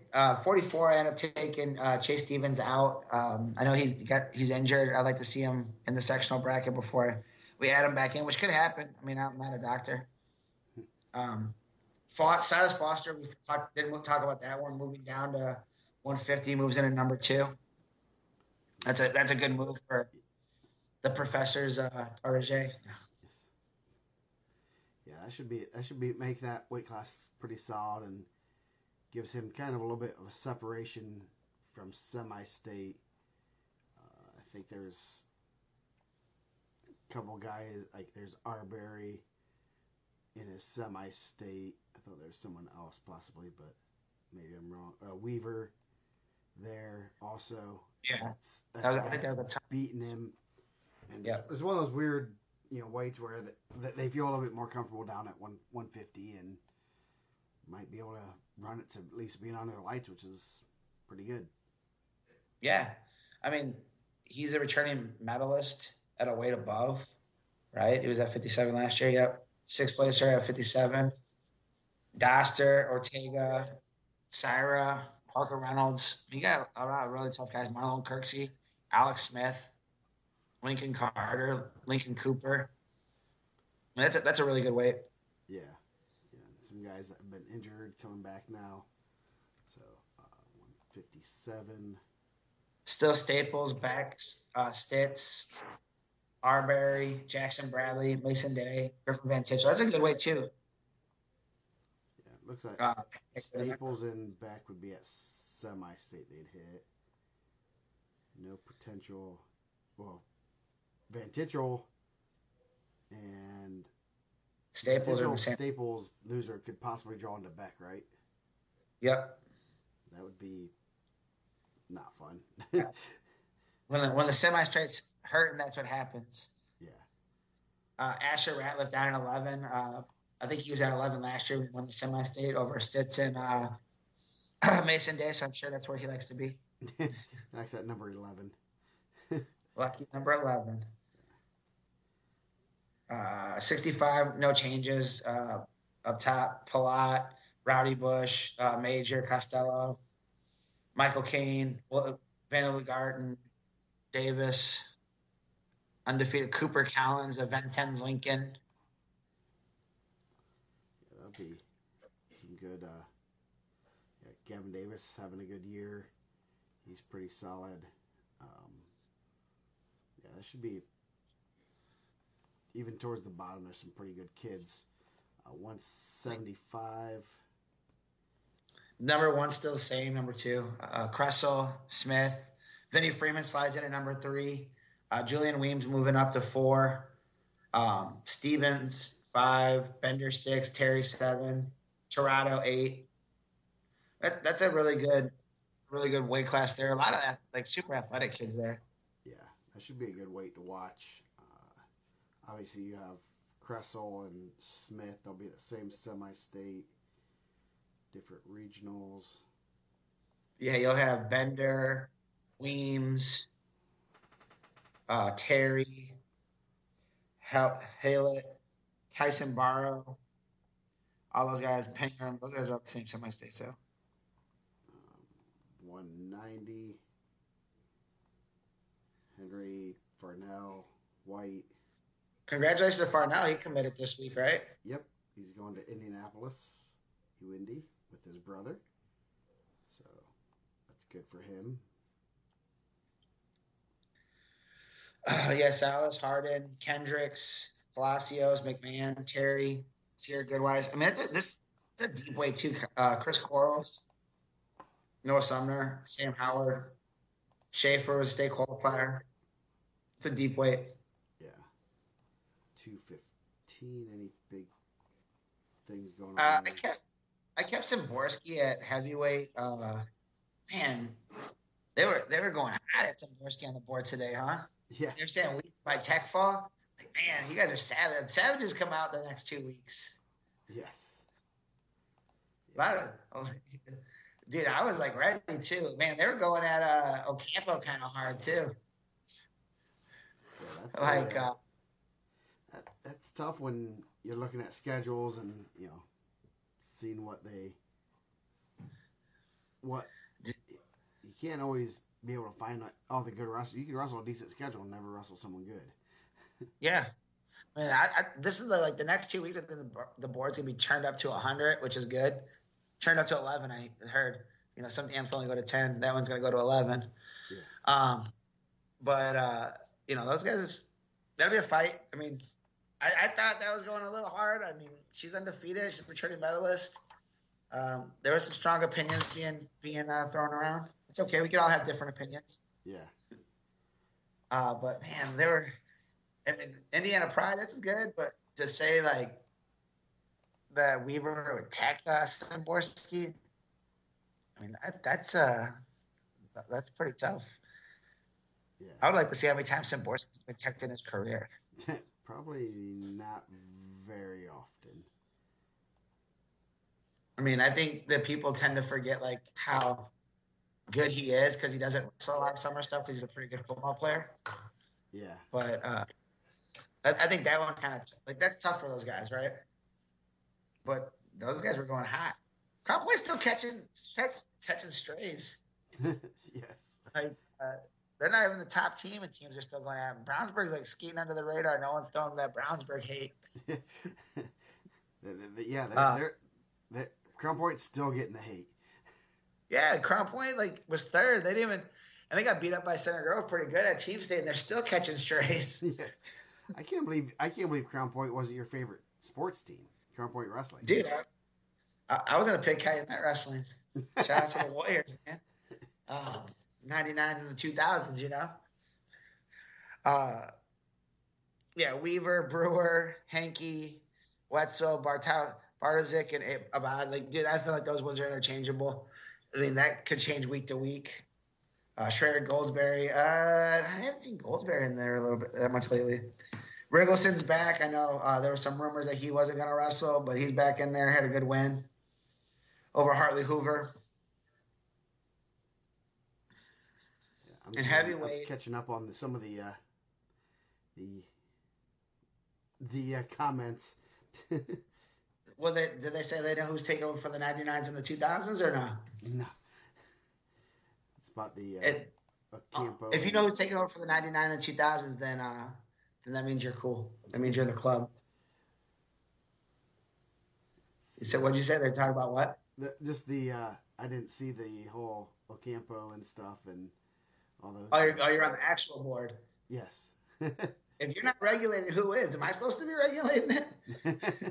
It wasn't anything bad, but I'm in there like, fine, let's go. Yeah. Yeah, you're oh yeah. Oh, Big Weaver by Tech Ball. Woo! Dude, I'm in there throwing messages in the group chat like, hey, go stir this up, boys. Yeah. Yes.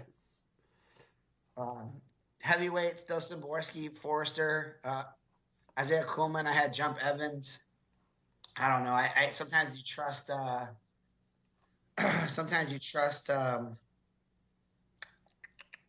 Caleb that he does a good job. He's had Coleman the whole number one the whole year. Hazel 5, Hillman County 6, Kaufman 7, Alan Ortiz 8, Bashende 9, Roll 10. I did find out after we put the rankings out, Sean Murphy of Terre Haute South senior is out for the year. So, it's kind of sad. I mean, anytime you see a senior lose it to injury, or I mean, I didn't say injury, anything other than wrestling, always tough. Yeah, I like the picture of Declan Guard. It looks like he's about 150 pounds in that picture. I know, me too. Man, someone else I thought was like they look pretty lean. Who else has a picture in there that is not real big? Not Keegan Maurer Shields. That dude is big. Forrester looks kind of small in that one. I don't know. It must be the angle. That's what I was thinking. Who else doesn't look very big in their picture? There was someone else. I was like, we gotta get this guy. An updated one. Yeah, I have updated ones I need to put up there. Caden Brewer looks kind of tiny in his.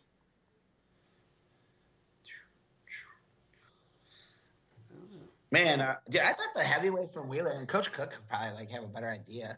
He went down to 215. I thought he was pretty big at 285 last year.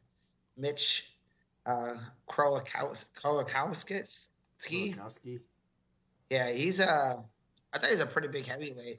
I'm sure he's pretty big at 215, undefeated. Yeah, he looks sneak pretty good size unless he's short, but yeah.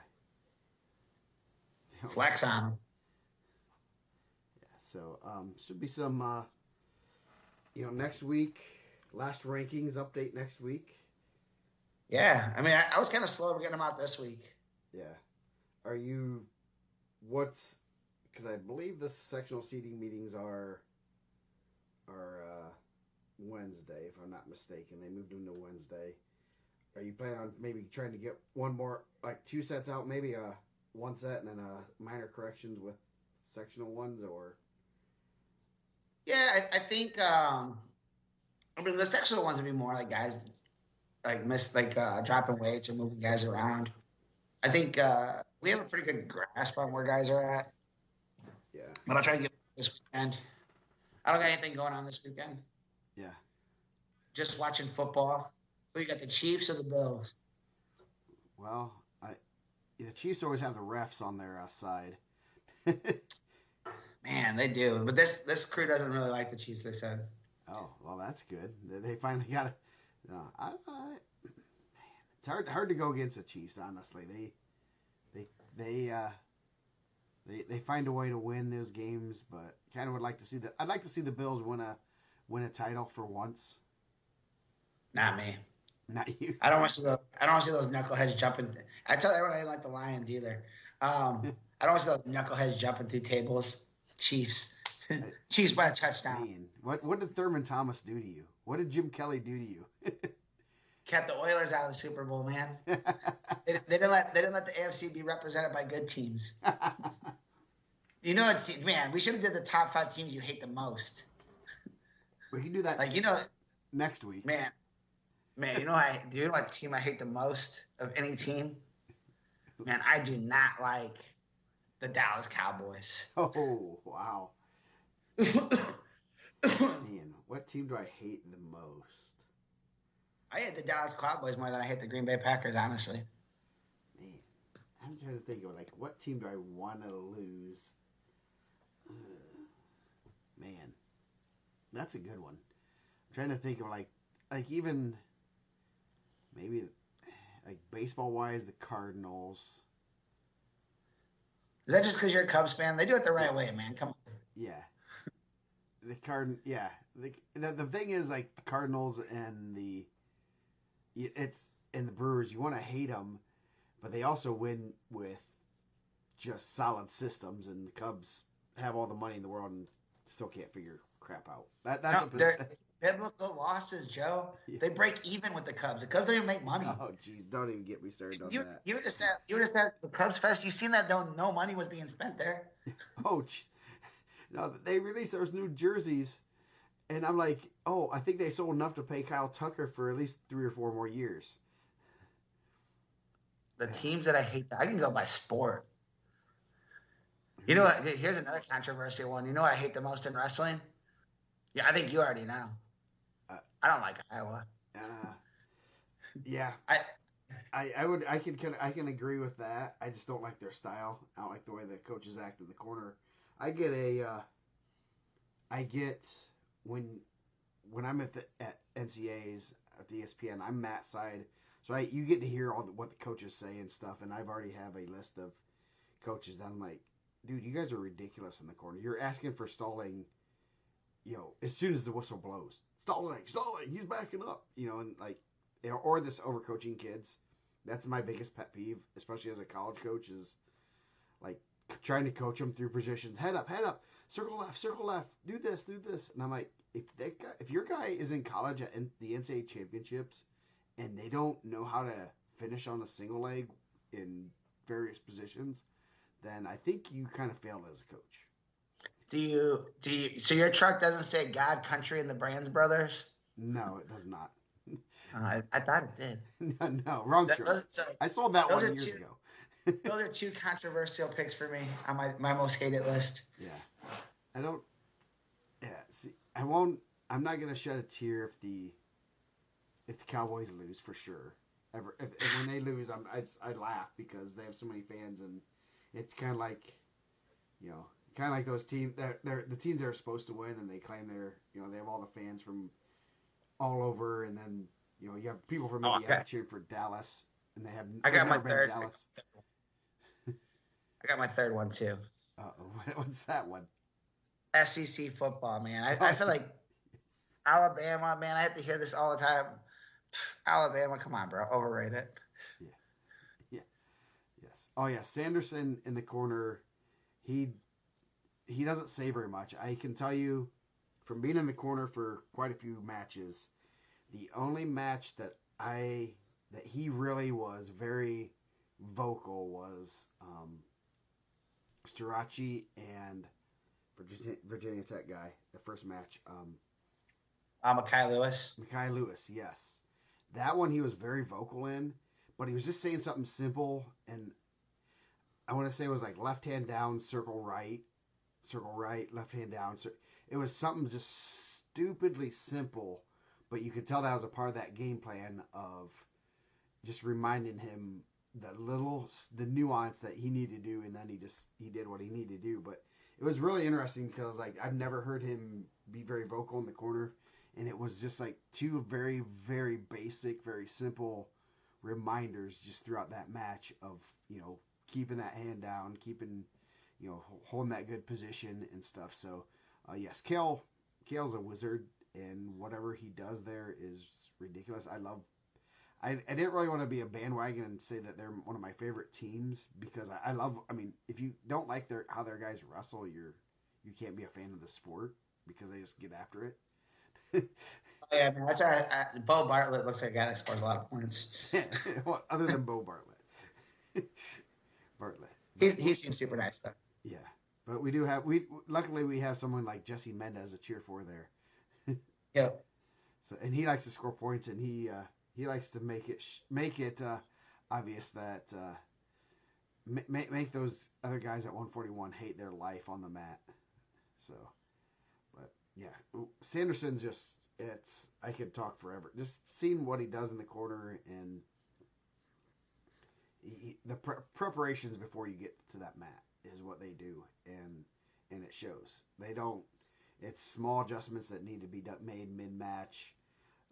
They don't have a lot to say there, and I think one of the things I think that they do is they're not constantly barking, and if they do say something, their wrestlers do listen, and like, oh, coach is saying something, I better listen because they're not just telling me random stuff to do. They're like, hey, you need to change something, and so you have more. Your voice is louder if you speak less. So.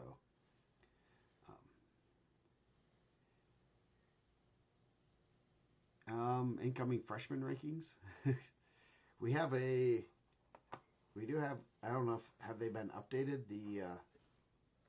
Yeah, they're updated for right now. That's a hard one, kind of, because you never know who's gonna take a year.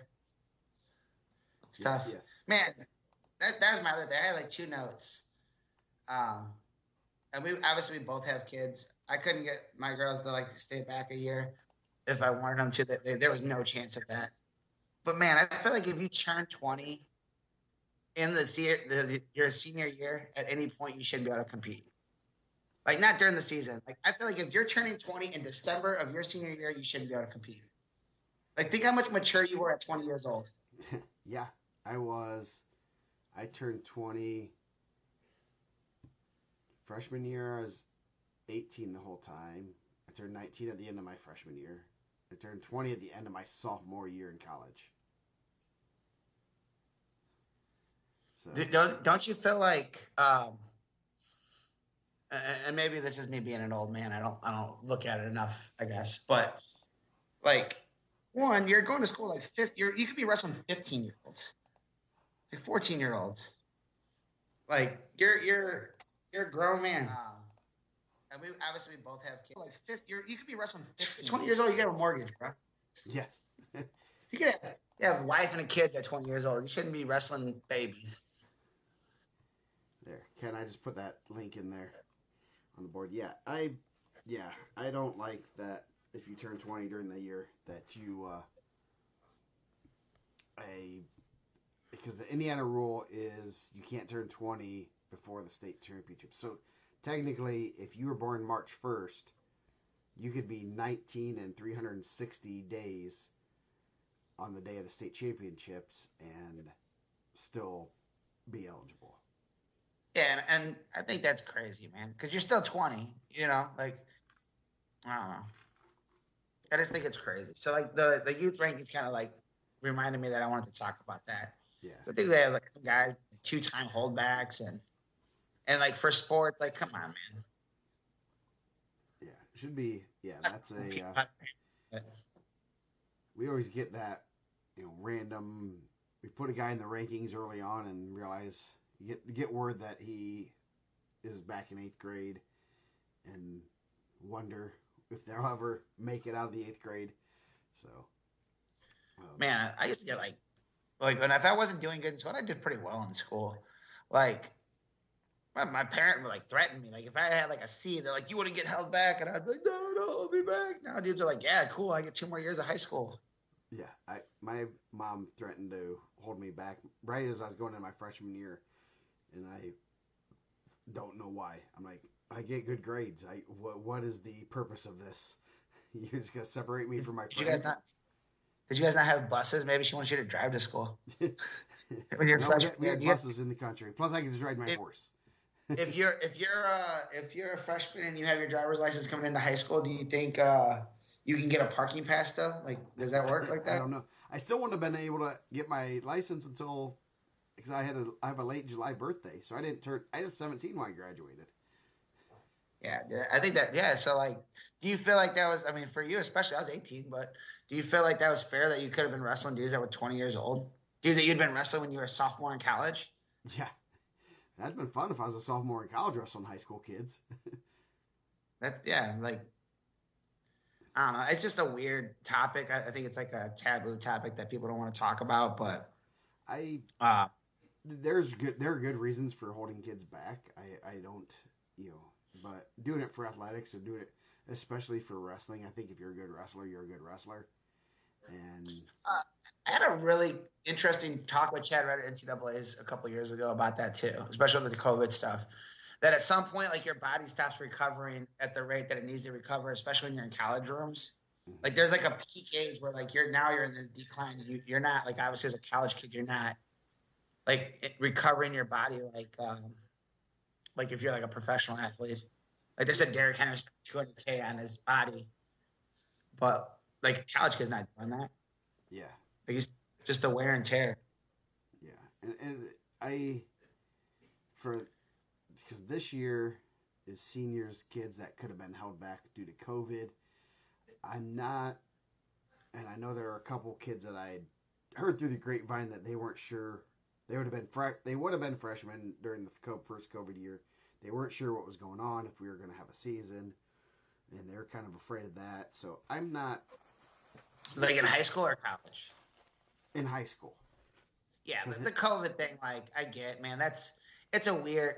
I still don't think that you should hold your kid back for sports. Like if you're holding your kid, if you're having the conversation that I'm going to hold my kid back so he can be a better high school wrestler, um, I'll tell you the same thing I tell our girls. Like, there's not like a really avenue for you to be a professional wrestler. yeah, You're not going to be a professional. Like go do what you're going to do, compete, have fun, get your scholarship, and then go get your degree, and you're going to be a professional accountant or doctor or bus driver or whatever you're going to be. yeah, yeah. No, If that's your kid's a bad student, he can't read, keep him back. But you should have found that out in the fourth grade, not the eighth grade. yeah, yeah, definitely. Ken, those are all. I don't. Those aren't all eighth graders. That's all just middle school kids. Yeah, I think that's all. Yeah, youth kids. And I And don't know if any of those kids are. I have no clue. I don't dig into that, but I think that's a general overall like problem. I wonder if that's like in other sports too. it Like is in other sports. I don't know like how. I know how like basketball, like the top kids are trying to like like certify their like grade year so they can like get in quicker, yeah, so you can get to the league faster. Um, but not a. I don't know. The thing is that that's for the extreme elite. What about those? I guess all state kids that are are going to get a D1 scholarship maybe. Dude, are you? Here's a real question as a parent. Let's say your kid's like just a good, like solid wrestler, and you hold him back twice. Let's say you hold him back because Rocco's little, right? Let's say you hold him back so he can grow into his mature man body, right? And he gets like a D3. You're not even getting wrestling money. Do you think it was worth it? No. So how do you even know? Like you're playing a long game that you're not even sure about. Yeah. Yeah. That's and you're playing a game that one injury and they're pulling all those scholarships offers. Yeah, You might win a couple state titles as a freshman and sophomore, and then you start not being able to wrestle because of injuries, and all of a sudden they're pulling that scholarship. If you would have wrestled as a freshman, got third or fourth, then won two titles, they're giving you that scholarship then, and now you're kind of locked in. So, yeah. I don't. Um, It's it's a. I understand a little bit of why you want it. You think you can do it, but I don't think it makes you any better. I really don't think people are. Maybe they're getting another state medal that they didn't think they were going to get. But then that's to me. I think that's honestly, it's telling a kid that you're not good enough to compete right now. As your true freshman year, that should be your freshman year, you're not good enough to compete, little Mikey. I'm going to hold you back because I think you'll be better next year. Henry and Laurie were not doing that. They're trying to get me through that. They're trying to get me through high school as quick as possible. Yes. Yeah, I don't know. Like, I just think like the avenue for that, like you're not gonna be there's not a professional wrestling league. Like, I'm not talking about WWE or AEW. I'm talking about like actual collegiate wrestling that you can do after college. So maybe you should focus on your degree instead of like state medals. Yeah. I hire a lot of people. I don't ever think I asked anyone ever like, oh, can you bring in your state medal so I can see if I need to hire you or not? Yeah. Yes. Exactly. You're gonna get a lot further with your college degree in your hand than a state medal. Yeah, I don't know. It's a weird conversation. I know. Yeah. And I know it's a sensitive one because there's a lot of people in there. Middle school for life. You ain't lying, bro. Yeah. Because both my kids are young for their grades. My daughter is July 30th birthday. She'll be 17 when she graduates. I have jokingly said that we're gonna hold her back for her freshman year, and if you have teenage daughters, you got that look, the death look that you better sleep with one eye open, bro. That was a joke. There was none of that. Yeah, they weren't having that. Yeah.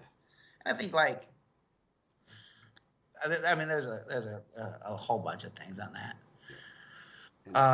And I've asked Rocco. He's third grade, so people that don't know, and he is big into baseball. So, I'm like, well, what if I hold you back and you have a better chance of going pro? He's like, nah, I'll be good enough. And it's a little cocky, but at the same time,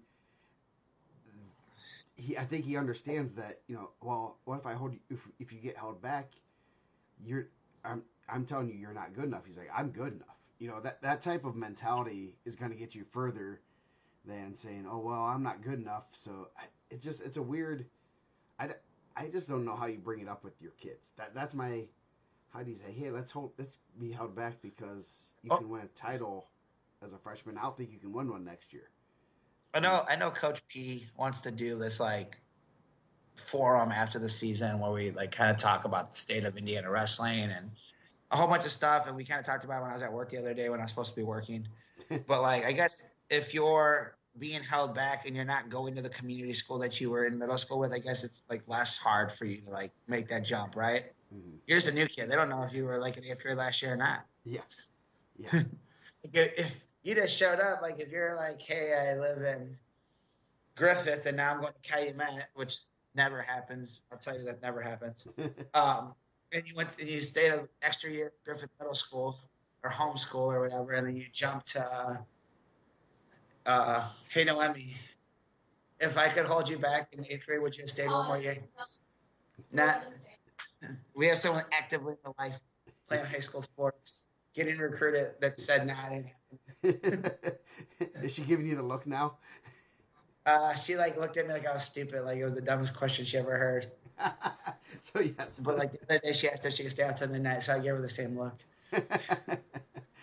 Yeah. But yeah, I think that's. I don't know. I think it's if you're like if you're legitimately being held back because you're a bad student and you need to be better, like I think that you can like have that like that happens, right? Like like some kids are just bad students, like you need an extra year. But if it's like a conversation about like your career, I think your priorities are wrong. Yes. I know of a state champ that was held back. Had a late birthday, so he started late and then got held back because of academics in kindergarten, first grade, just wasn't up to par and ended up being pretty old for his grade. But at the same time, it was never like to be for athletics. It was way before they knew he was even decent at wrestling. Yeah, so, I think that someone asked me before, like, well, Jesse was held back. I was like, he was held back like 3rd grade or something. Like, you think that they were like, I bet he's going to get 4. Let's project the weight classes he'll wrestle when he's in high school, when we're in 3rd or 4th grade. Like, yeah, in that situation, I completely understand. But, like, that, like, hey, I'm just going to – what do? You just hang out at the house? Like, I'm actually like interested right now. So if you say, hey, I'm not gonna go to high school next year, I just finished the eighth grade, you just stay home. Sign me up, bro. Yeah, yeah, yes, yeah. Do you have to do like homeschool? Do you have to do two eighth grade years as homeschool? Yeah, I have no clue what, because I know a lot of them do the homeschool thing. Um, And like, how does like the Indiana school like approve that? Like, if my kid misses one day of school, I'm getting like 6 emails that I didn't call her off in enough time. if you don't call, yeah, if you don't call them I in by paid 10 nine grand o'clock, for them to go there, yeah, and I paid 10 G's for them to go to the school. Like, let me take a day off. yeah, like we need a mental health day. Yeah, Like, I'm like generally interested. Like, so like if you finish the eighth grade and then you're like, say, I'm gonna like take a year for whatever, grow a year. Let's say you're 75 pounds, you want to be 106. You're gonna put on 25 pounds of muscle in a year. Do you just chill? eating lots of Are food. you like what are they latchkey kid? Are you like by yourself like your parents work? Yeah, I have no clue. Maybe they send you to. I know some people have gone to private schools for a year. They'll take you back. Your normal your school district will promote you unless there's something that you can't a verifiable I reason. I think like someone told me that we were given like too much of the schools that like are getting transfers too much love. Maybe colleges need to look at like why did you we had to give you a $250,000 scholarship. Why are you staying back 2 years? Maybe your grades aren't up to par. Maybe it's the Division One's problem. Yeah, yeah.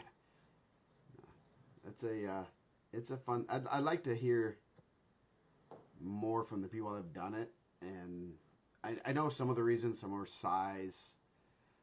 I think some are just they But don't think they're in ready. that same breath, so let's get someone on that's saying that, and let's get Stefan Michigan, who was like 85 pounds when he was a freshman. Yeah. Did it stop him from being a world champion? He was in college for like 10 years. Like I don't know if it was 10 years. He He made had up like for it in college. he had like two Olympic red shirts, a red shirt, and like a COVID year. Like I mean, like he's just in a unique time, right? Like there's nothing you can do. Yeah, he But was. like that's just when he was in college. But Yeah, I'd be interested, like a guy like that who was really small coming in high school that just said, "Hey, I'm gonna go wrestle." yeah. And like, what's your goal? Is your goal to be a medalist? Like, okay, like, where's your goal to be a world champ or Olympic champ or I, Division One champ? I think that's kind of where the divide is. I think some people are very much of a I want to be a state champ, and Stefan's goal was always to be a world champ or even NCAA champ. When you're and that's kind of what the Lee brothers did. Nick Lee did really good at that. He's like he won one state championship. It wasn't that was just a part of the process. It wasn't he didn't care about winning state titles, or he would have gone different weights than Miocic and Red. Yep. And that the one year he won it, he was in the same way as Brayton Lee. And Yeah. unfortunately Lee got upset. So he would have wrestled in his 3 years, three of the all-time greats. Tony, he said he wants to know for a friend. Come on now. I don't know. It's an interesting conversation, I guess. Yeah, That went completely sideways. There was like two things I wrote down. I was like, man, I want to talk about Kevin wrestling scale, and I want to talk about like people being held back and yeah, turning 20 in their senior year at any point. I think should be disqualified. yeah. Joe said that they Yep. took online school during their holdback, but had to be eighth grade work again. So it was probably Joe better who? than Stanley. Evan was a holdback. Did he kill it? His mom's a teacher. She probably could teach it. I think she might teach at the middle school. I'm not sure. Yeah. So yeah, it's a no, it's a weird. I'd love to. I mean, obviously, we can't have that conversation with him on chatting and us do that, but it's an interesting thing, especially my son who's young. He could be held back 2 years and still be able to wrestle. not play baseball his senior year though. But I think there could be. I would almost say if you turn 20, you know, July 1st, or you have to be night. There has to be, there could be a date, a July 1st or August 1st type date of you can't turn 19 before then or whatever. I don't. I'd have to look at exactly how to do that, but I think. Here's another question. As a dad, you're a dad, right? I'm a dad.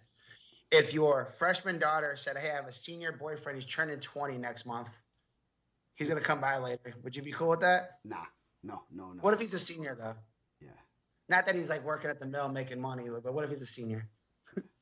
No, that's an uncomfortable conversation. Yes, very much. So. And like, dude, like, I don't know. When you're 20, you shouldn't be. You're away from being in the bar. Yeah. If you're a black oak, you're going to the bar. Yeah. So Michael right now says that one extra year of holding a kid back could be a difference in a $200,000 scholarship versus having to take out a mortgage to pay your kid's college. I disagree. If you're a good wrestler and you're placing at national tournaments, placing that state isn't going to get you a $200,000 scholarship. Yeah. I'll say that. I will say, placing at state isn't getting you a full ride. So, what do you think the percentage is? Just like whatever. I don't know. I don't know the answer. I know from my personal experience, for the kids that are not missing an eighth grade across all sports to like what we're talking about in wrestling. Do you think the percentage is higher that they're getting more money for like the kids that are just going eighth grade into high school? Like overall, like you have a saturation of that, or the kids that are being held back? So I know my kid's a young senior and she got a pretty significant softball scholarship. Yeah, I don't think that gives you an advantage, especially in a sport like wrestling, where it's national credentials that are going to get you the big scholarships. I'm looking at some of these, the wrestlers that are probably getting a lot of money, even like Hockaday is of normal age, I believe. He might have been, but he's not. He's wrestled nationally. He's placed at Fargo. He's placed at Super 32. That's what got him the money. It wasn't winning an extra state title. Did you see any college coaches at Brownsburg for Team State? Maybe one? I don't even know if I saw one. Did I see any? I don't remember seeing any. Saw a couple at Al Smith. Yeah. I think it was like guys that they're already kind of looking at. Yeah. I don't think a scholarship is not something that's going to get. You're not going to get a scholarship for being held back. And it's not going to be a difference between getting a scholarship versus not getting a scholarship. If you're good enough, and it might be, if you want to say it's a $50,000 to $100,000 difference, maybe, but it's not going to get you anything extra as far as a scholarship, because wrestling, you still have to beat the people in front of you, and wrestling is not a size-oriented sport. Yeah. Because you wrestle the same guy, the people your own size. Something like football, where you need to mature and get bigger, I can understand that. Baseball, basketball, where the older you are, the more likely you're going to be hitting puberty. So I don't. It's a weird. It's a crazy. So. Yeah, I mean, four state titles. I mean, I'm not. I have no clue who is held back and who's not.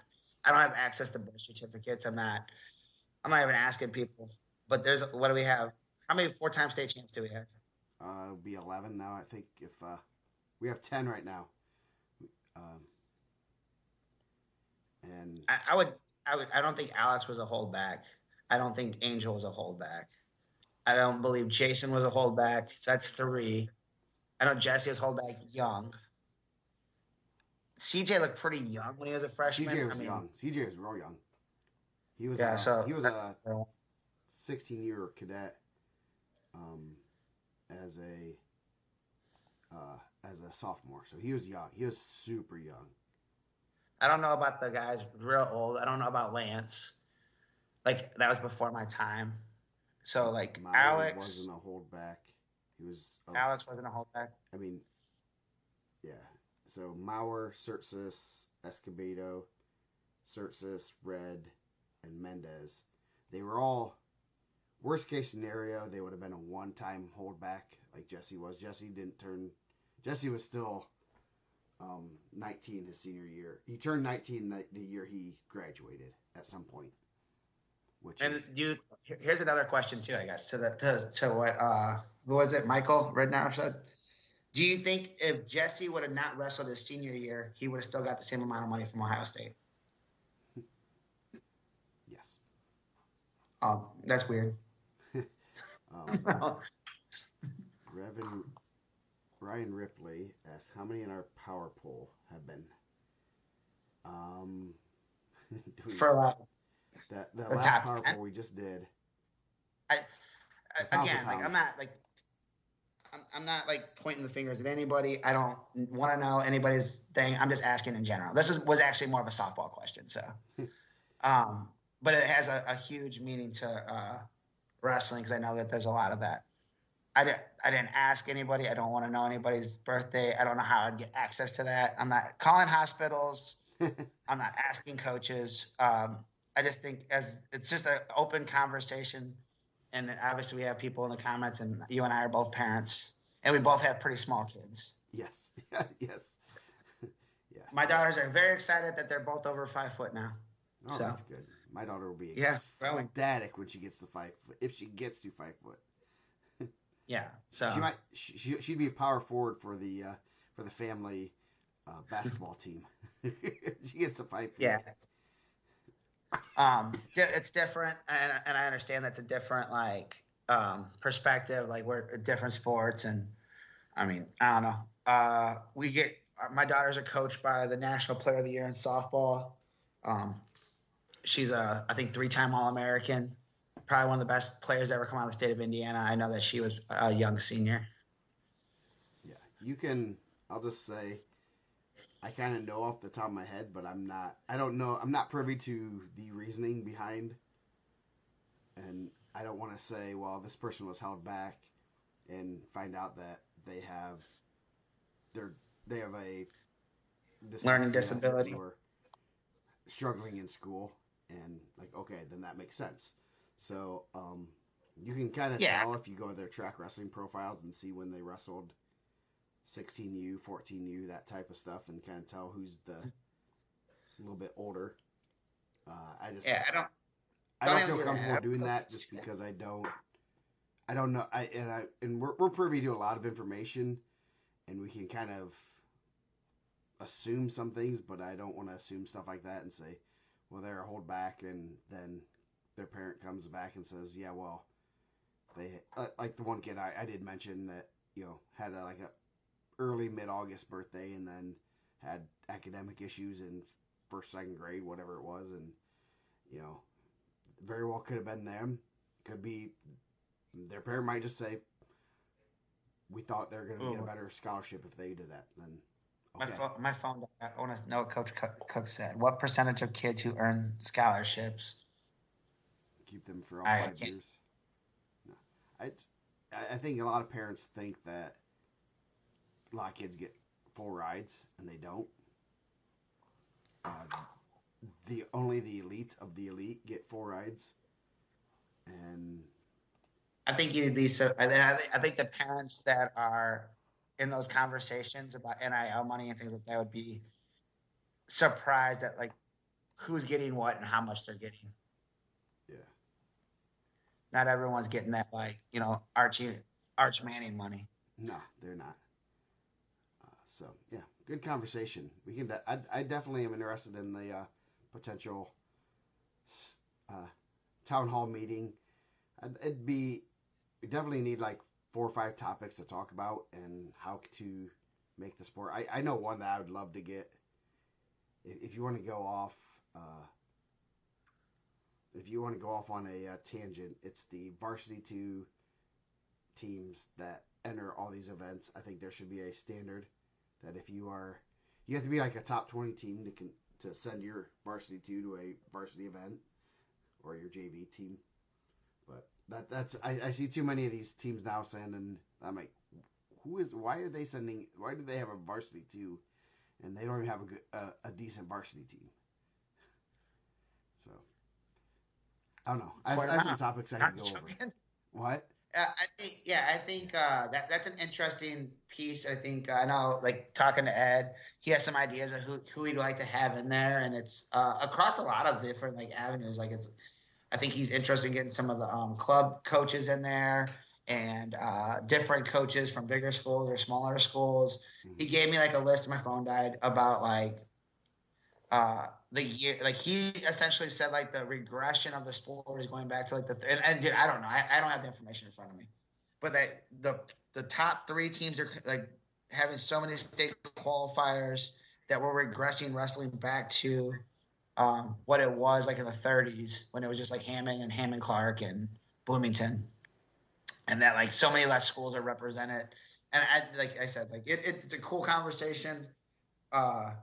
I think it's coming from a place of goodwill. I think they want to help grow the sport. I think they want the sport to grow, but I'm not information enough. I'm just finger pointing down part of the problem because we cover media wise. Yeah, it's we're covering Alabama football.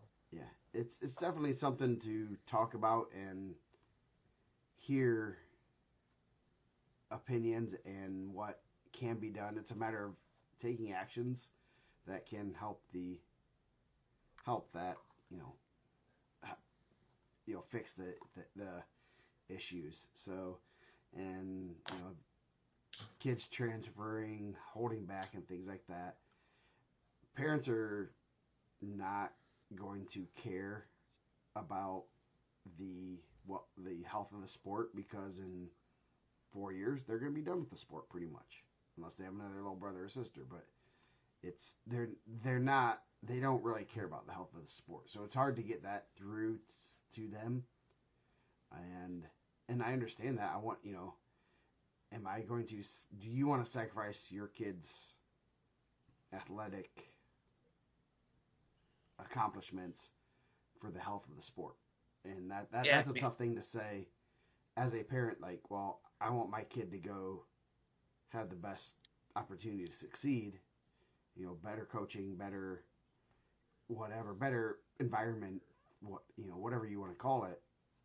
But, well, if they say that they're home school, they would have been, there to help that school be better, Yeah. And that's next week. Let's close with a rant next week. Let's talk about cutting weight. It's cutting weight, yes. Cutting weight next. Tune in next week for my controversial thoughts on cutting weight and how it's ruining the development of our sport. Yeah. So I did. Shutley majored Reyes, by the way. Wow. Good win for Shutley. Bismeyer. It's good to see Bismeyer wrestling. I thought that looked pretty scary at Team State. Yeah, I did. I thought so too. So, Kemp over Bayless. Gavin Kemp out there making a run, man. Yep. He's dangerous. So, just what was posted. So, but I think we ranted and raved and got to 11:30. So, we will 10:30 region time. Yep. I'll be back tomorrow night. Mike and I will probably be back Monday on our regular scheduled program. And last few days of the regular season, and then it's sectional week. So, Mike be smart. Sit back and let the rankings ride and see how that goes. Yeah. See how it goes. They're usually wrong. Yeah. So, we will see you guys next week.